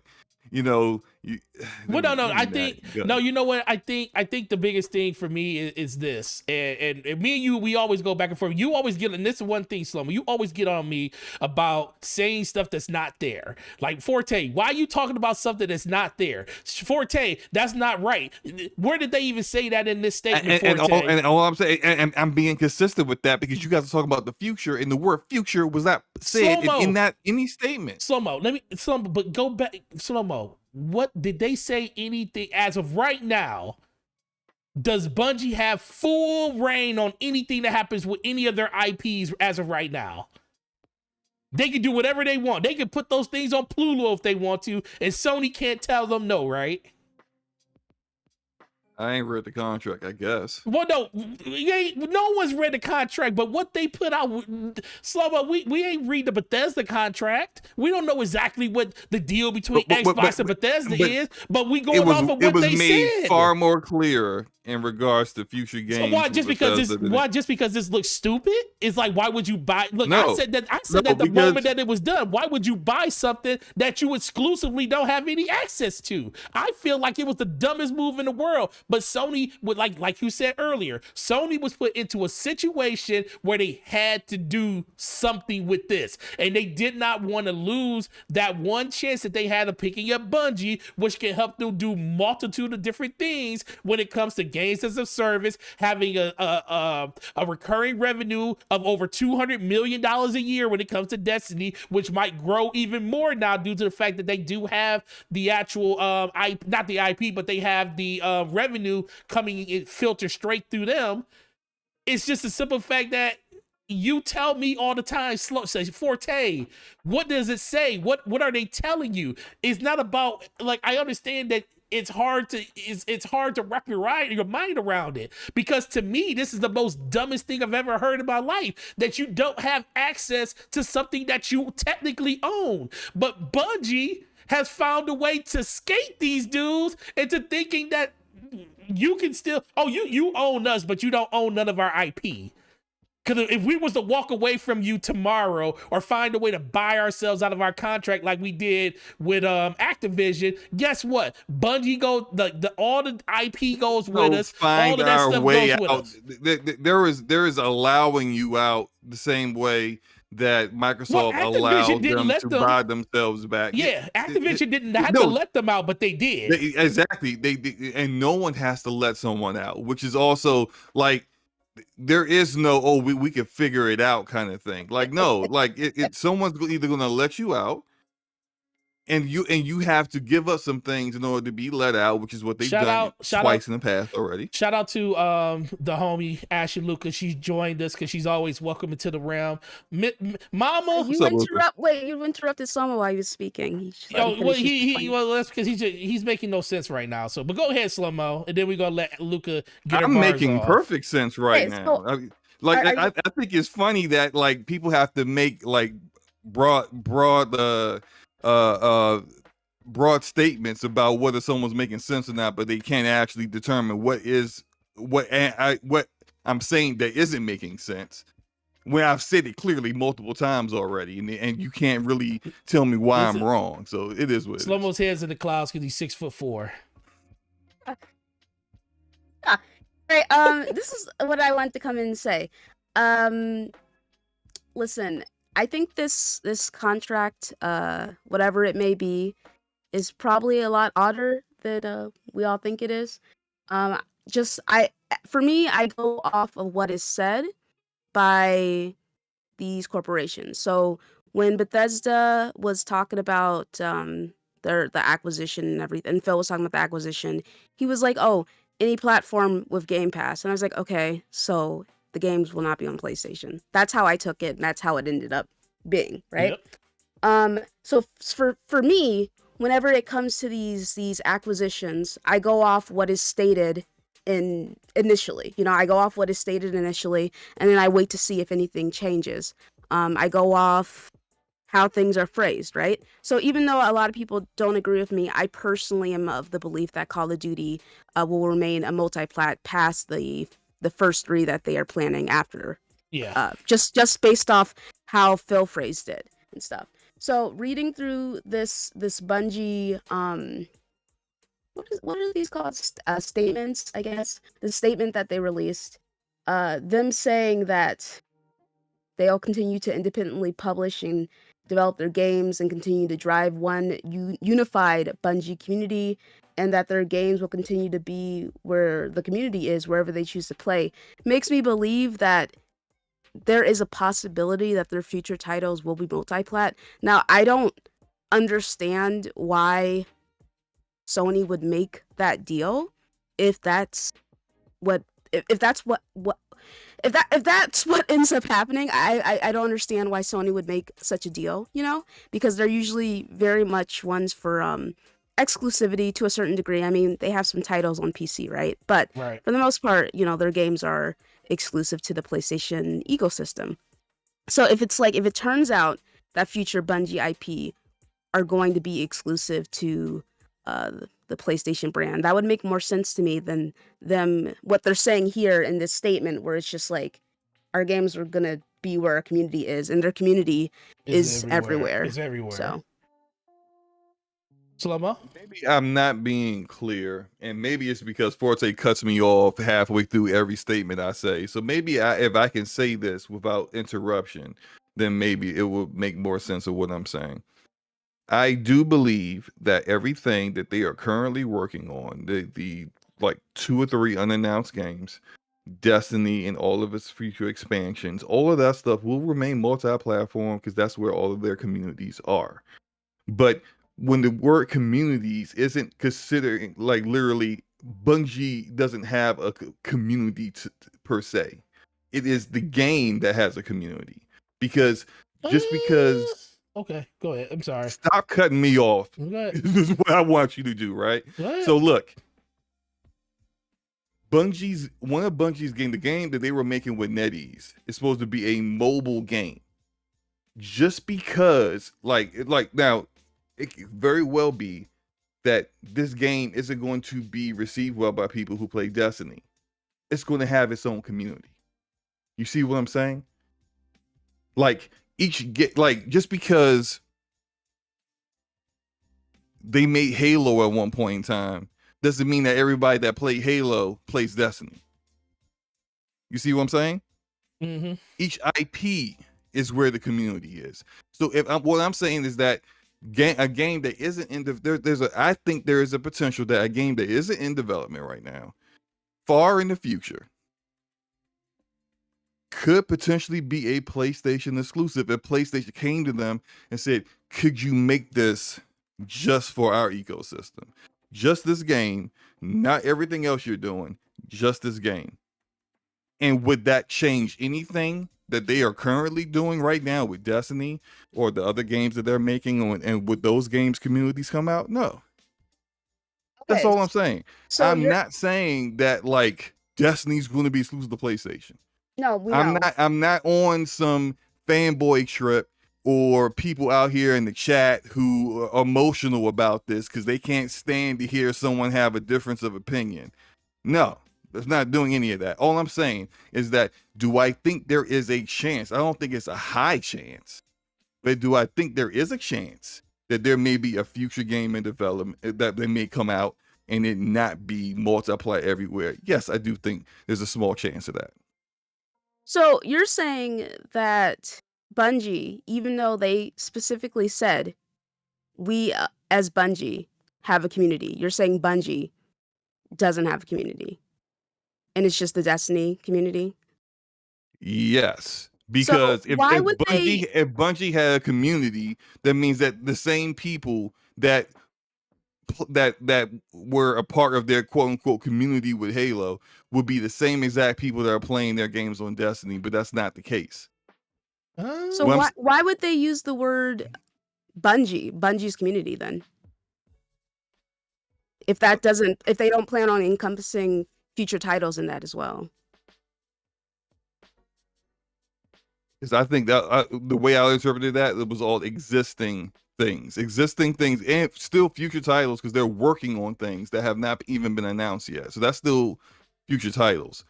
I'm not talking about those games. I'm talking about things that they haven't even thought of yet, ideas that haven't even been gone into pre-production, that kind of stuff. Okay, so when is the final shape coming out, Nautical? Do you remember? 2024. 2024. So you're saying the final what? It's the last DLC for Destiny that they've told us that they've announced. Yes. Mm-hmm.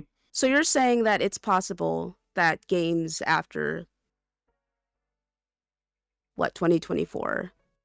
No, because that's the last thing that they've come out with. So that's the last thing they've announced. So that's the last thing we know about. So you're saying these are the concept of games they haven't even thought of yet. So you're saying games after a certain point may not be exclusive. I'm saying games after everything that they have they're currently working on right now, which like the final shape is part of that. Yes, so that's 2024. Yeah, but is that, you said that's a Destiny expansion? Yes, that is the last one that they've announced. That's still Destiny. Like Destiny will remain multi-platform. Period. So yes, any expansion. Yes, I understand that. I understand that's what you said. I'm saying that that's currently what they've announced that they're working on. So that's part of what they announced they're working on. And they announced a couple years ago that they're working on another title as well. Yeah, they haven't announced the title, but they have announced that they announced that they are working on a title. Yes. Yeah, so like all of that stuff, multi-platform, all that stuff. Yeah, I'm talking about I do think there's a small chance that stuff beyond that could be just PlayStation. If PlayStation wanted them to do that, they would do that. I think that would be a possibility.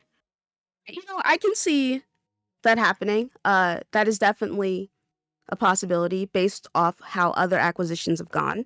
And that would make sense to me because it's a new IP, so it's like they don't really have any obligation to keep it multi-platform, right?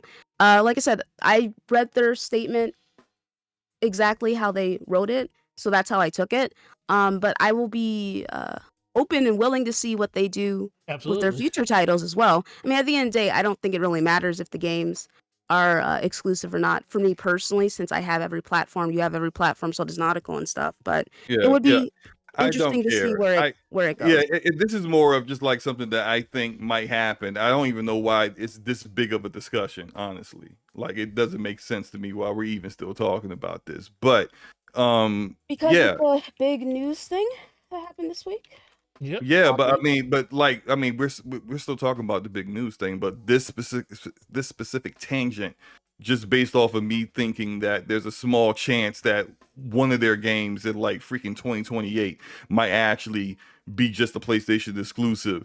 It becomes a 20-minute discussion. Like I don't even Well, understand what why was it's your a big. initial? Why did you even go back at him then, Nautical? What was he Well, no, saying I don't. before? Like I said, my whole thing is we can't. I'm just going off of exactly what they said. Like, can anything happen? Yes, but then it's all we always talk about.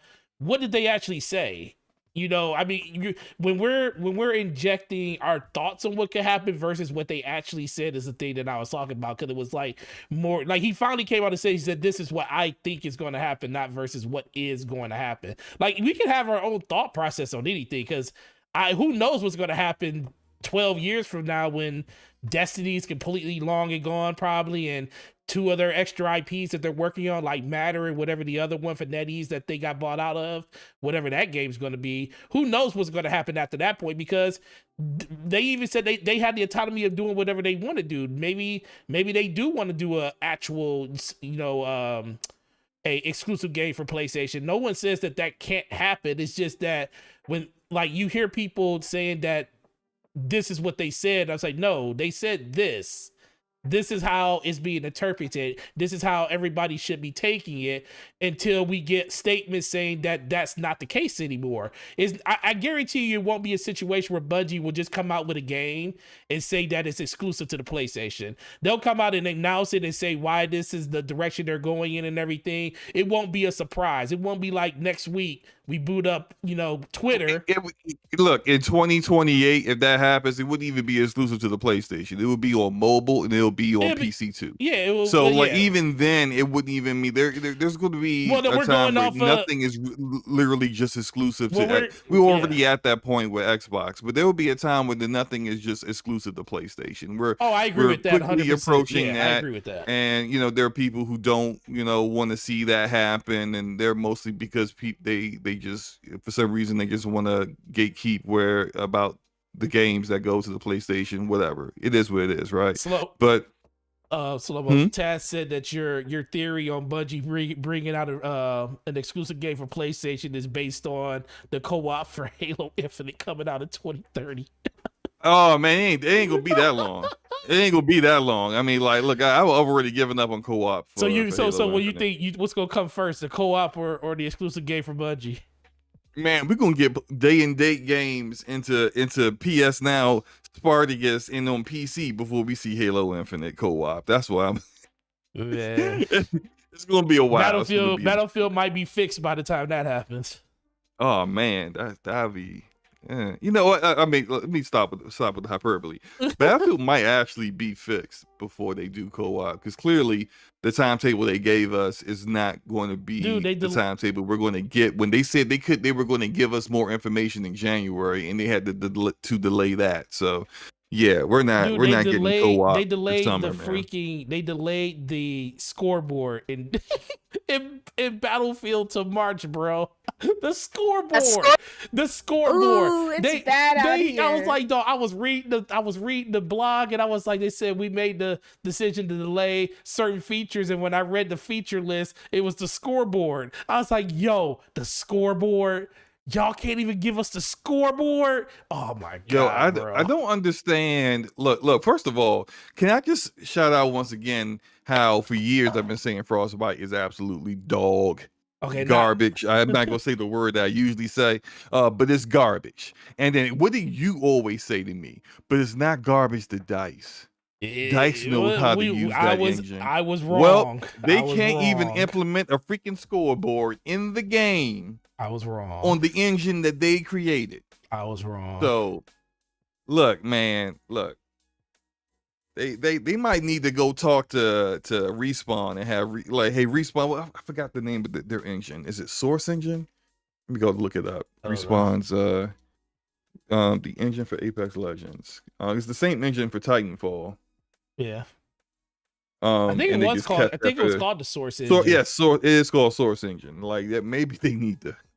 Maybe they need to switch to Source Engine because clearly Source Engine is capable of handling a massive map like for that Apex Legends has for a battle royale, and you got these big maps for Battlefield 2042, and just like, look, man, like I don't understand why with their own engine and all the time, all the years that they've had to get this done, and they still can't like it.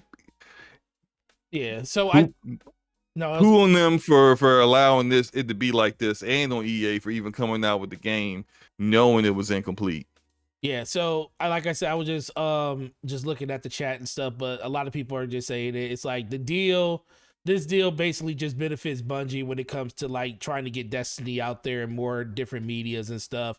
PlayStation's getting the ability to have talent to be able to build their games of a service culture in order to get more and more more of their developers in line and actually building those type of experiences, which I think is really, really good for them. So it's a win-win. Yeah, it's a win-win. Their benefit for them is way more indirect than the benefits for Bungie. Bungie literally, it's like when you look at it as a gamer, you're looking like Bungie just literally just poo-pooed on them with this deal. But Sony's looking at the long game. So let's move on. Luke, I appreciate you coming through. You definitely can stick through. We only got the last two topics. Publishers. A lot of publishers. We only got a few of them left, Slow-Mo. We got a lot of developers, but a few publishers. It's a lot of publishers left. It's only a few. Don't remember. People don't remember or even recognize that they exist until someone says, "Hey, you know Bandai Namco." Oh yeah, Bandai Namco. Yeah. Some people probably think that's a developer and not a publisher. Right. They're massive. Yeah, they are. They do a lot of anime stuff and they got a lot of fighting games underneath them when it comes to like Tekken, the Dragon Ball Z games and stuff like that. Soul Calibur, there's a lot of games underneath that umbrella. Luca just finished their. I actually played 2 of their RPGs last year, but me and Luca just finished Tales of Arise, which was published by Bandai Namco. Yep, I got the game right here, baby. And Scarlet Nexus is another game that I finished last year that they publish as well. So look, like there's a lot of publishers out there, and in regards to who do we think? Next, who do we think is next, and who's gonna buy them? I think next will be Square Enix, and I think Sony will acquire them, and we will see that. We will hear that announcement before the summer. What about you, Luca? Who do you think is next, and who's gonna do it? Square Enix with Sony. Yeah, I think that's just at this point it's like the worst kept secret ever. It's like when are we gonna get Final Fantasy VII remake on Xbox? Never. It's looking like never. What was that term? And I know this is getting nerdy, but like in Game of Thrones when what's her name? Khaleesi. Khaleesi, my bad. Khaleesi. I said Khaleesi. Good grief. Like is that Alize? Khaleesi? No, Khaleesi. Khaleesi asked when she was getting Khal Drogo back, and the witch said when the sun sets on the east and on the west at the same time, or something like that, which is like impossible. So like he's never coming back. Right. Yeah, that's Xbox getting Final Fantasy. It's just like you're never getting it. It's it's set to the east and the west. So Jay Vargas says, Slow-Mo, what do you think Square would do with Crystal Dynamics? I think they might sell them to Microsoft. To sell them off as independent? Yeah, yeah. Well, not as independent, but I mean, they could give them their independence, and then they could then be acquired by Microsoft. But I But I do think think, that's how it would probably go. They would yeah, they would sell like they would let them go then with these with what they did to them is very like no one ever. You never see a publisher throw their own developer that they own under the bus the way they did with the Avengers. Just those public comments were I think unprofessional. Like it was coming from the CEO of Square Enix. I thought that was very unprofessional to right. say that, about a company that you not just because you own them, but they work with you, and this is a business, and you basically like threw them under the bus big time. And I don't think that would have been the case if the Avengers didn't lose them so much money and they weren't already loaned out to Microsoft in the initiative for Perfect Dark. I mean, at this point, like, what are they doing for Square Enix right now besides just giving them a little bit of money off of this loan? Like, you might as well just go ahead and just sell the developer, especially if they really are about to be acquired by Sony. Then, yeah, just get rid How of would them. Sony feel about? Wouldn't you think Sony would want that extra developer though? If they were gonna buy Square Enix, wouldn't that like kind of hurt Well, the price of the purchase? I think for Sony, the biggest draw for Square is Final Fantasy, the IP. Right. They're leveraging Final Fantasy a lot right now with Final Fantasy VII Origins, with the remake, with the mobile game, the First Soldier, with and Final Fantasy 14, which is the biggest MMO in the world right now. Like that, I think that's the biggest draw for them. The Western studios, Crystal Dynamics, Eidos Montreal, I mean, they're okay. I think, like, what have you done for me lately kind of thing. Everyone has kind of looked at Crystal Dynamics, has always looked at them as the better studio out of comparing them with Eidos Montreal. But here we are. Sony does Marvel games. The only other publisher that does Marvel games is Square Enix. The last Marvel game that Crystal Dynamics did stunk, and the last Marvel game that Eidos Montreal did great.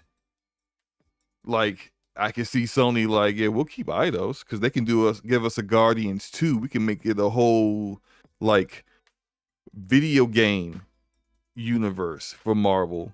And now we have the publisher that's making Marvel games with us. And like, do you really want to follow up to the Avengers? Yeah. Or would you rather just reboot that with Eidos Montreal doing it? And it being what it should have been from the very start, just a single player, narrative driven, story driven game, and not like this looter shooter hybrid thing that they tried to create that just I just don't didn't work out at all. I just don't see why Xbox. I mean, I get the if you buy Crystal Dynamic as an Xbox, you're just buying the talent at that point. You're not getting the IP or anything, because especially if Sony is going to come through and purchase Square Enix, they're going to want all the IP. You know why they're not Right. they're not going to want to give all that up. And it's like for Xbox, Yeah, it's about that. So Crystal Dynamics like revive the Tomb Raider IP. They'll keep that IP, but guess who else who's made Tomb Raider? Eidos Montreal. Eidos Montreal. So like they made the last one, even though that was the worst one. But like Shadow. They made the last one Shadow. So it's like, yeah, I just don't see why Crystal Dynamics would be kept around. And I think almost kind of feel like, actually, I don't. Maybe they would keep them. I don't know, because like, if you're going to sell them,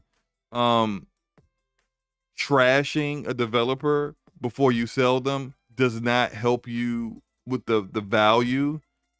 Right, that's my whole thing. The value, of that. Yeah. Like if I privately feel like they're terrible, but I want to sell them, I'm not going to say that to the world. I'll be like, man, Crystal Dynamics is amazing. I don't care what people said about Marvel's Avengers. I love them. They're great. And then, when after they're sold, you're like, thank God they're out of here. But like, I think that is that kind of doesn't make sense that they would treat them that way or say that that stuff publicly. But it is what it is. Well, I do think they've been saying that type of stuff though for a long time. You go back to You go back to IO Interactive with Hitman and all these other games and stuff where they say, oh, it underperformed, but it sells 3-4 million, and you go back to Crystal Dynamic with the reboot of Tomb Raider and stuff, and they say so 8 million, but that's not Real enough. quick. Hey, real quick. Looks like Luca needs to head on out. Luca, we appreciate you coming through. Did you want to do an outro real quick? Let everyone Yeah, know she where to want to find do you. an outro. Yeah, thanks so much for allowing me to hop in. You guys can find me on Twitter at the Ash and Luca. My DMs are open if you guys want to talk about anything. Catch you later. Good show, boys. Peace. We love you, Luca. Peace. Thanks for coming through and settling an argument of your kids. Yes, yes. You know, the mother had to come through and talk to her oldest boys, you know. Oldest boy. Slow-mo backslappy as Only my eldest born. Here we and go. and not all right. Just make sure everybody just make sure you come through Scumcast Saturday. It'll be even worse on that day. 7 p.m. Did you say the time? 7 p.m. Eastern time, 6 p.m. Standard. Yep. Yeah. We're gonna have Deli on and Ramon. Yep. Our homie Agent Deli, who's been on here as well. He is former developer, and Ramon. Oh, awesome, Ramon Terrell. You know, Hallmark Actor of the Year, back in the house. That's what I'm talking about. I'm manifesting it. I'm gonna keep calling him that until he gets his Hallmark. He gets his Hallmark debut, man. Yeah. Night, guys. Peace. Night, Luca. Peace. I can't believe. Yeah. So yeah, a lot of people. Okay, so do you also think? Because Lucas said she thought Square Enix as well. You think Square Enix is the next one too? Yeah, I mean, it makes the sense out of all of them. I mean, because I think it was Dorian Gray said in the chat. He said, you know, it's a reason we haven't seen Final Fantasy 7 remake yet. It's something going on there behind the scenes that hasn't happened yet. Yep. So that time the exclusive contract has been up for almost a year now. So yeah, it's only a matter of time until I think that and it showed up on PC. It did show up on PC. That's the thing. It showed up on PC. I played it. It was a trash port, absolutely awful port. Shame on Square Enix for doing the barest of bare minimums on that port on PC. But it did show up on PC eventually. There has been not a single word of it going to Xbox. Like, there's just way too much smoke. Right. There's way too much smoke for there not to be fire. Shout out to Dragonheart Yobi with the $2 super chat. Says, peace, love, and life, gents. Keep up the great work. Appreciate you, Yobi, man. You have a good night. And all this other stuff. Yep, thank you. But shout out to Yobi. Yeah, man, it's interesting. Do we think Xbox is going to make another move? I mean, we know they're not going to probably make anything publisher-wise until this acquisition is complete with Activision. Do you foresee them making any other moves in the meantime, or is outside of acquiring Crystal Dynamics? Outside of acquiring Crystal Dynamics. Maybe a small developer, maybe something the size of, like, you know, someone they may take a chance on, like they did with Undead Labs and Compulsion Games. They need to go get New Moon. I mean, they need to go get High Moon Studios. Why? No, New Moon. Is it New Moon? The one that did Ori? High Moon. High Moon, yeah. High Moon. No. Just Moon Studios. Yeah, just Moon. Just Moon Studios. High Moon is a support studio for Activision. Exactly. They already own that. Do they need another studio with Moon in the name? Well, I mean, look, I feel like that's probably not going to happen, because if it was going to happen, it would have happened by now. Ori, those games that Moon made were some of the most well-received and beloved games on the Xbox platform last generation, as well as the most highly rated game, one of the most highly rated games that they had. I feel like if Moon wanted to be acquired, then Microsoft would have done that, and it seems like they've actually gone in the opposite direction, where now their next game is going to be multi-platform, because I think they signed a multiple game contract with Private Division, which is a small publisher under 2K and Take-Two, and all the Private Division games are basically smaller, AA to smaller AAA titled games, but they're all multi-platform. So I don't expect them to acquire Moon Studios. I think if Moon was going to make that move, it would have happened by now. Right. I think you're right about that. Oh man, yeah, it's interesting. Oh, there's a lot of acquisition news. Hmm. Nintendo came out and said that they feel like large acquisitions they don't feel like really benefits them. Do you agree with that, Slomo? I do agree with that. I feel like they don't really need to do that kind of thing. That I don't even know how many studios Nintendo has. Who Like I mean, knows? who knows how many studios Most they people have? don't But even know like, what studio makes Mario. Do you know? Do you know who makes no, Metroid? Nintendo. Well, but Metroid Prime, Nintendo. Said Nintendo. Metroid Prime's made by Retro Studios. That's all I know. Yep, Retro. That's the only one that I know for certain that's like not a Nintendo like first party, but makes Nintendo games with their IP. They're probably more, but I don't. I'm not too familiar with the Nintendo side of things. I did see someone in the chat. I think Dorian Gray talked about Avalanche. It's Asobo.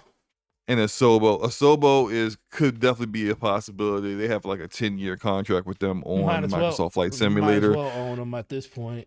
Yeah, the next Plague's Tale is going to be day and date in Game Pass. Like that's a move that can make a lot of sense. And Asobo has a ton of talent, and I think could be a developer on the rise. I think Avalanche is so. I don't know how true this is, but I did hear that Avalanche, like so, some of these studios that they are working with through Microsoft Publishing, and so Avalanche is doing Contraband and IO Interactive is doing some kind of fantasy game with a dragon for them. And there's another developer that's making a game for them that I can't. What is it? Certain Affinity. Yeah. Yeah, Certain Affinity is making a Monster Hunter kind of game. Yep. The Microsoft Publishing is really busy right now, and I heard that Microsoft Publishing is more of like for the studios they're not quite certain whether they want to acquire or not. They are working with them through publishing to kind of see See if they fit the if brand. see if they fit like a part of their portfolio that is not quite there yet, that they don't have, and whether they would be a good fit or not.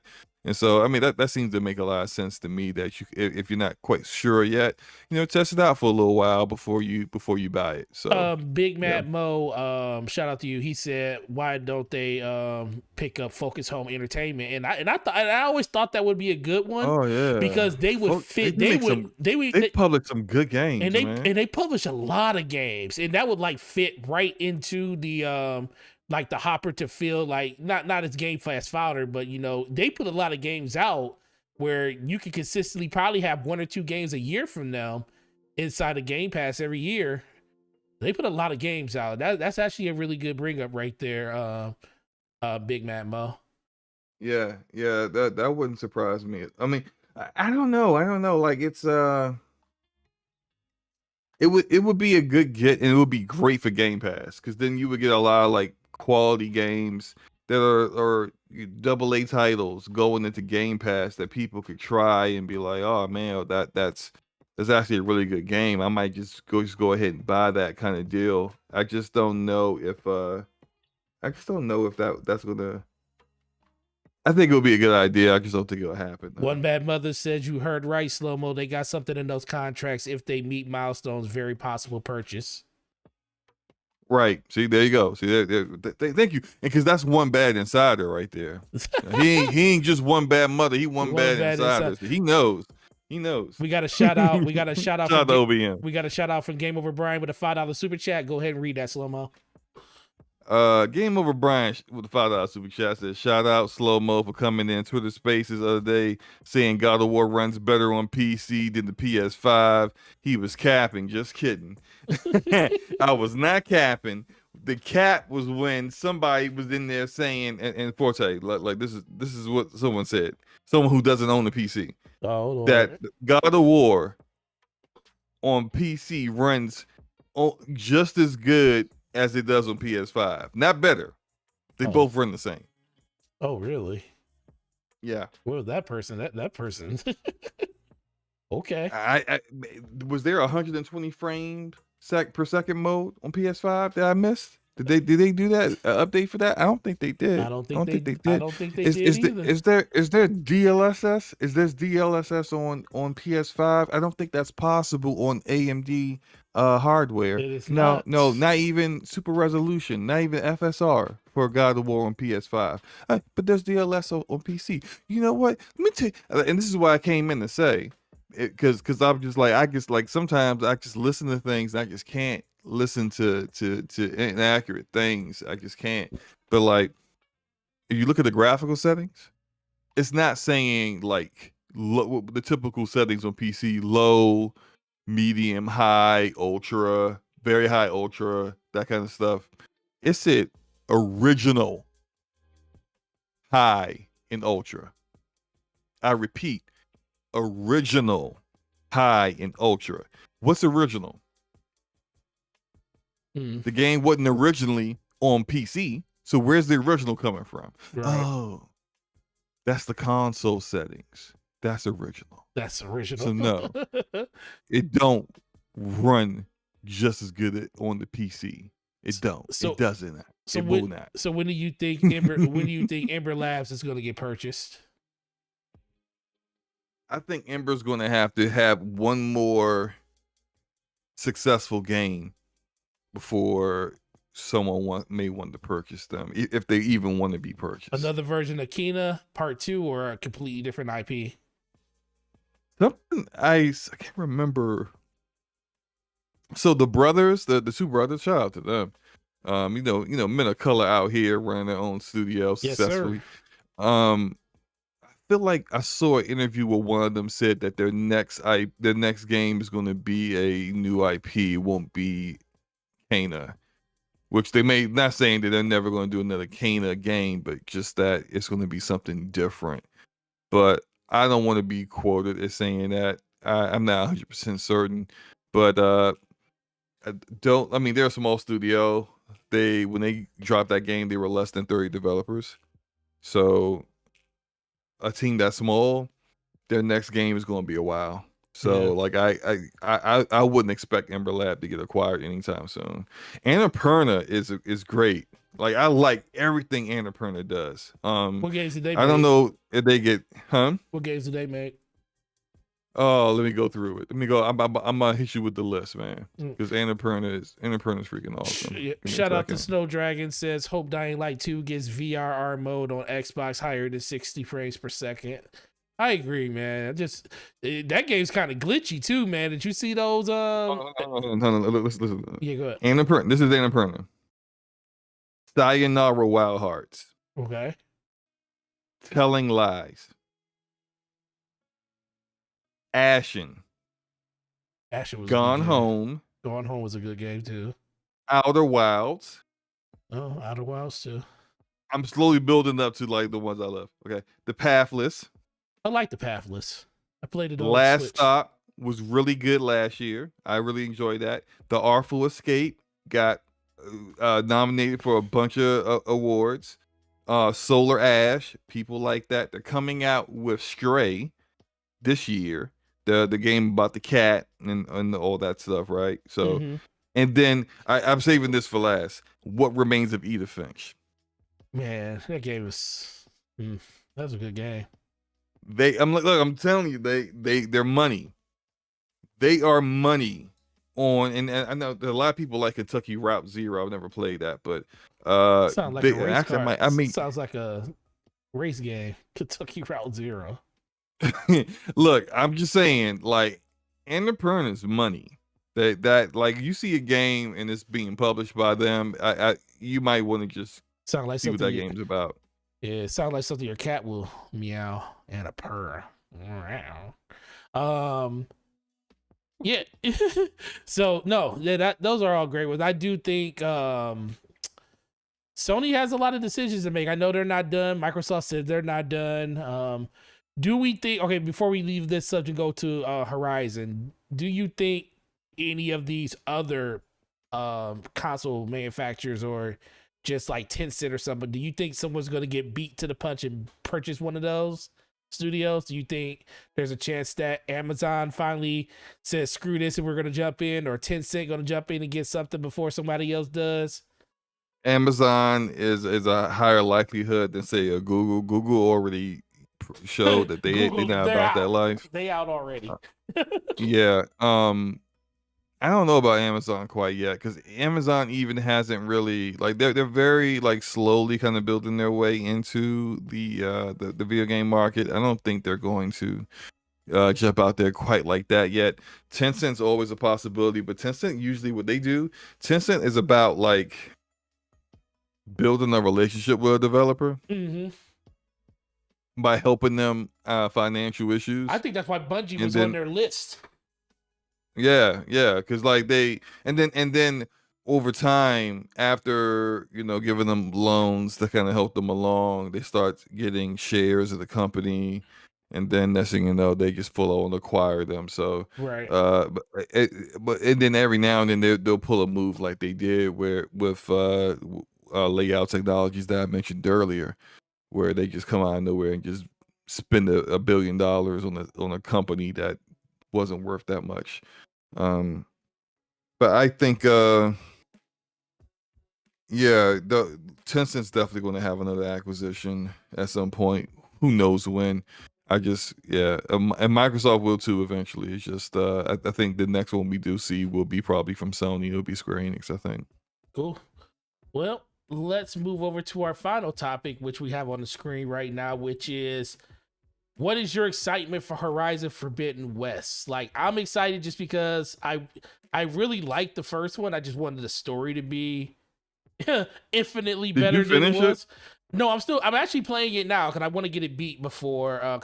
I started over from the beginning. I'm playing it on PC. So I was talking. I forget who. I think it might have been Dorian. Someone told me just skip all the side quests. Don't do any of that stuff.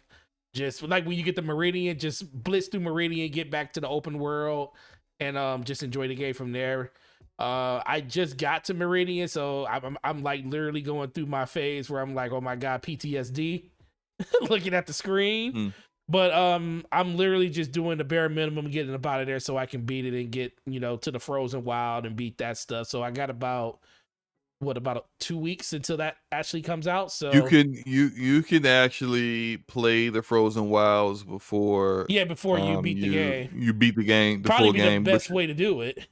yeah, because it's kind of an adjacent story. It's yeah, it's you don't have to wait until after you beat the game. I beat the game and then I played the Frozen Wilds. I agree about the story. I've said it before. I'll say it again. It's not a bad story. It's just a badly told story. Like the actual Right. content of the story is it's got its moments. It's got some parts that are really good to it. It's just that by the time you get to that stuff, a lot of people had checked out. And I think if Gorilla wants to make this game really sing and be an improvement over the first game, I could already see it with some of the improvements they made to the combat. Yeah. And it's almost hard to believe that visually this game looks better than the previous game, but it does. But story wise, what you want to do is kind of keep the narrative a little bit more focused on the parts of the story that people find more important, find more intriguing. What happened to the old world? Uh, the answer to that should have been something that the player learns like in like hour 5 instead of Right. hour 20.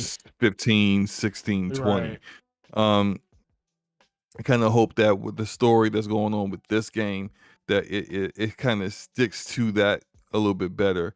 I kind of also kind of feel like tying some of the really important aspects of combat to side missions that they never do that again. For example, there is a way to upgrade your bow early in the game, but in order to do that, only way you can upgrade your bow, the literally only way you can upgrade I said your bow, I'm sorry, your spear. The only way to upgrade your spear is to do a side mission that is available early in the game. But it's a side mission. You can completely just miss that and not realize that like that could have been very, very important. And Right. it's just that like little things like that you expect it from a developer that hasn't made this kind of game before, but now that they got their feet wet with it, I hope that they don't make those kind of mistakes again.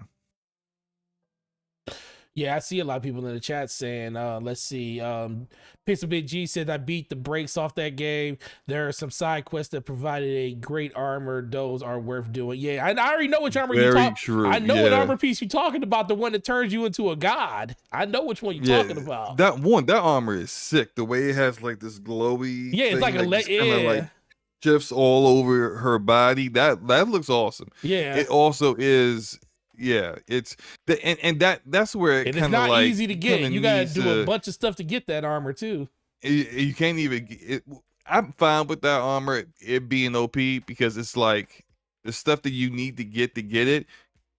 It's not even accessible. Some of those areas aren't even accessible until like later in the game. Yeah. So it's impossible to get it until you're in the later You stages of the already got game to prove. anyway. Yeah, the one thing I noticed, you got to prove yourself in the game before you even have the option. Because I guess they're looking at it as, we're gonna give you this armor that's gonna make everything trivial, but we want to make sure you know how to do everything in the game without this armor before we give it to you. Yeah. Which is cool. Yeah. Then Dorian Gray says Horizon had one of the best side quests I've ever played, Vantage Points. And I don't remember that one. and then Pixel G said, yeah, it has the Halo. Oh, it has the Halo regen shield. Yeah, that's true. Yeah. So there's like, so Forte, have you reached the part where Aloy goes to this facility and she's the only person that's able to go into it? Yes, I have made it to that part. And she basically learns about what happened to the old world. Have you done that part yet? No, I haven't done where she learned. I'm like, that's the part I believe I'm going to, or I'm at. Okay, because that's the part where you learn who she actually is. Oh yeah, I haven't. And Yeah, I haven't why found that she's out so yet. important and everything that happens. So like once you'll understand then why some people really enjoy this game, and it's usually people who have beat the game because it's a significant amount of time in the game before you reach that point. But that's what I'm talking about. Like that story, even though it's all in audio logs and on kind of like echoes, like in the Division you'll go to a part of the city and you'll hit an echo and then it'll show you people and what happened in the past, like it kind of does that. Right. And but the storytelling in those parts is so good, like and it got me to the point where I'm reading like people's emails and correspondence and hearing their thoughts of how they felt about certain decisions that were made and things like that. And that part's so good. It's just it happens far too late in the game. Yeah. And I had and people, I don't know about you, but I did not give a crap about these tribal beefs, these tribal traditions. Yeah. Oh well, like exiling people for the dumbest reasons, and no, I just didn't care about any of that stuff. But that section is so good. When you get to that section, it completely changes your perspective of the game. And I think like for Forbidden West, like I'm doing what I'm doing now, where like I like this trailer, this that you're showing right now, this is the first time I'm seeing that trailer, because once I'm sold on the game, I stop looking at as a lot of stuff that like I think may ruin thing. I want to go in it kind of blind with stuff, so I haven't really looked at too much. But yeah, this game looks freaking phenomenal, bro. right, I'm just hoping that like narrative wise, those moments like that part where I'm learning about what happened before, and I've even got theories born off of that. Like I got some big theories about where I think the overall overarching story is going, and questions that people have. I think I got the answers to, but like I just kind of hope that stuff is better paced throughout the game. Yeah, I think that's the biggest thing for everybody. So 1 out of 10, what's your excitement level for this game? And are you gonna be playing it day one? I'll be playing it day one. I'm an 8 out of 10 though. I'm actually more hyped for Lost Ark. I've been waiting for that to come to the Western Hemisphere of the world for years now. Yeah, definitely. So. Yeah, I'm about the same. I'm like a 7 out of 10. I'm very optimistic for the fact that I think it's not too often you actually get a game where it's universally known what the issue with the game was, and it's only one thing, and it's consistently always the story beast being something that was just pacing was just off in this game. So Mhm. I think with them knowing that that was literally the only thing that kept this game from being probably a game of the generation for a lot of people. Some people still thought it was a game of the generation just due to the type of game it was and the way it played and the way it handled itself. But if the story was anywhere near what it could have been, then I think a lot of people would have put this like as a game of the generation for them. But for me, yeah, 7 out of 10. And the last question I'll ask you: how far are you in your Dark Souls playthrough? Demon Souls? Okay, you're playing Demon Souls. Demon Souls playthrough. Yeah. I have no idea where I'm at. I beat Flame Lurker earlier this week. It was pretty hilarious. Check out my stream on my Oh, Twitch you talk about the channel. knockout? You talk about the double knockout? The double knockout, yeah. Which apparently, like I mean, a big, Souls veterans and whatnot were in the chat watching and said they had never seen anything like that before. I actually clipped it and put it on my YouTube channel, uploaded it on YouTube so people could see it. But it was my first try attempt at Flame Lurker and my last attempt because he dead. He's dead. They said, look, every time I had to go look at it because everybody was like, no, man, that looked like a double TKO. And someone was like, well, I walked away and he didn't. Exactly. I walked away. One of us walked away and one of us did not. And that's all I need to say about that. Blade. But no, I've beaten 4 bosses.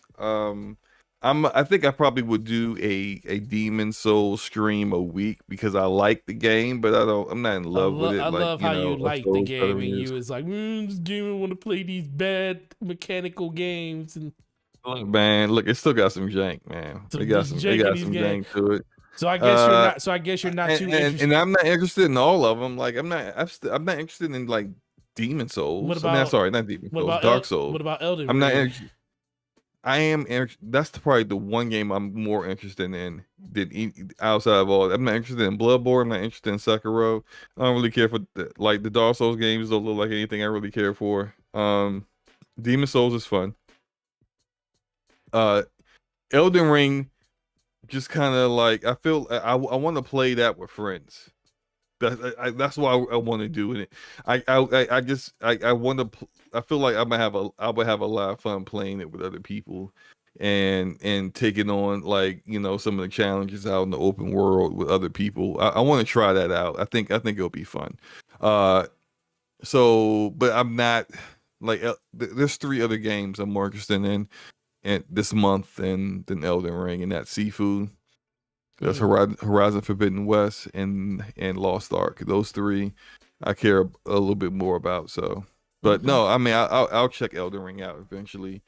But no, I don't know where I'm at with Demon Souls. I don't know how far I am. So those who have been watching the stream that are in the chat, they could probably tell you how far I am in. I have no idea. I don't know what I'm doing in this game. I'm just doing it. Exactly. Like I go to worlds and I fight and I find the boss and I kill him, and then I'm just like, all right, now I'm storing the demon soul in my storage, and I'm just upgrading. I'm using the souls to upgrade myself, and I'm just doing this cycle over and over. I don't know where the purpose is, where it's going to end, but it's fun. It's a fun game. Yeah, definitely. Well, guys, don't want to keep the rest of the chat up too late. I know you guys like listening to me and Slow-Mo argue with each other and just talk games, and we appreciate you guys for sticking by us as much as you guys always do. Support is always real. We really appreciate it and love you guys for it. Slow-Mo, let everybody know where they can find you at, what you got going on in your channel, and let them know the next time you think you're gonna do that next Demon Soul stream. Okay, Slow-Mo Backslap on everything: Twitter, Twitch, YouTube, all that. Check out the channel, sub, and follow wherever you want to do. I'm pretty active on Twitter, so hit me up on there too. What else? I got some videos that should be out before the week is up, and I probably will go live tomorrow. But I'm probably gonna play the Tiny Tina Assault on Dragon Keep one shot through that's like a one shot spinoff thing for Borderlands 3. I'm probably gonna play that tomorrow because I I haven't played that yet, and Tiny Tina's Wonderland comes out in March, which I'm hyped for. So, yeah, I'll probably play that or another game that I'm still going through. But come on through. Lunchtime with slow mo is what I call it, because I usually go live around lunchtime. So yeah, Yep. come on through. Always. Appreciate you for always coming through, man. You always kill it. And for myself, Gaming Forte, you're already on the channel. Make sure you follow on Twitter at gaming_forte. Make sure if you're catching this at the very end, check out the replay, or tomorrow the audio versions will be up on your favorite podcast network, where you can check it out and listen to it there. With that being said, we really appreciate you guys. Once again, hit the like button before you leave. DPS podcast 70 will be next week on Slow Mo's channel. Hopefully we get some mind-boggling great breaking news on Monday, because it seems like everything happens on the week that is on my channel, and it would be nice for Slow-Mo to have something really big happen on his channel for a week. But you guys have a good weekend. We will see you guys next time. And make sure you come through Scumcast 7 p.m. on Saturday with me, Slow-Mo, Ash, and Luca, and the rest of the Scumcast family. Talk to you guys later. Peace. Peace.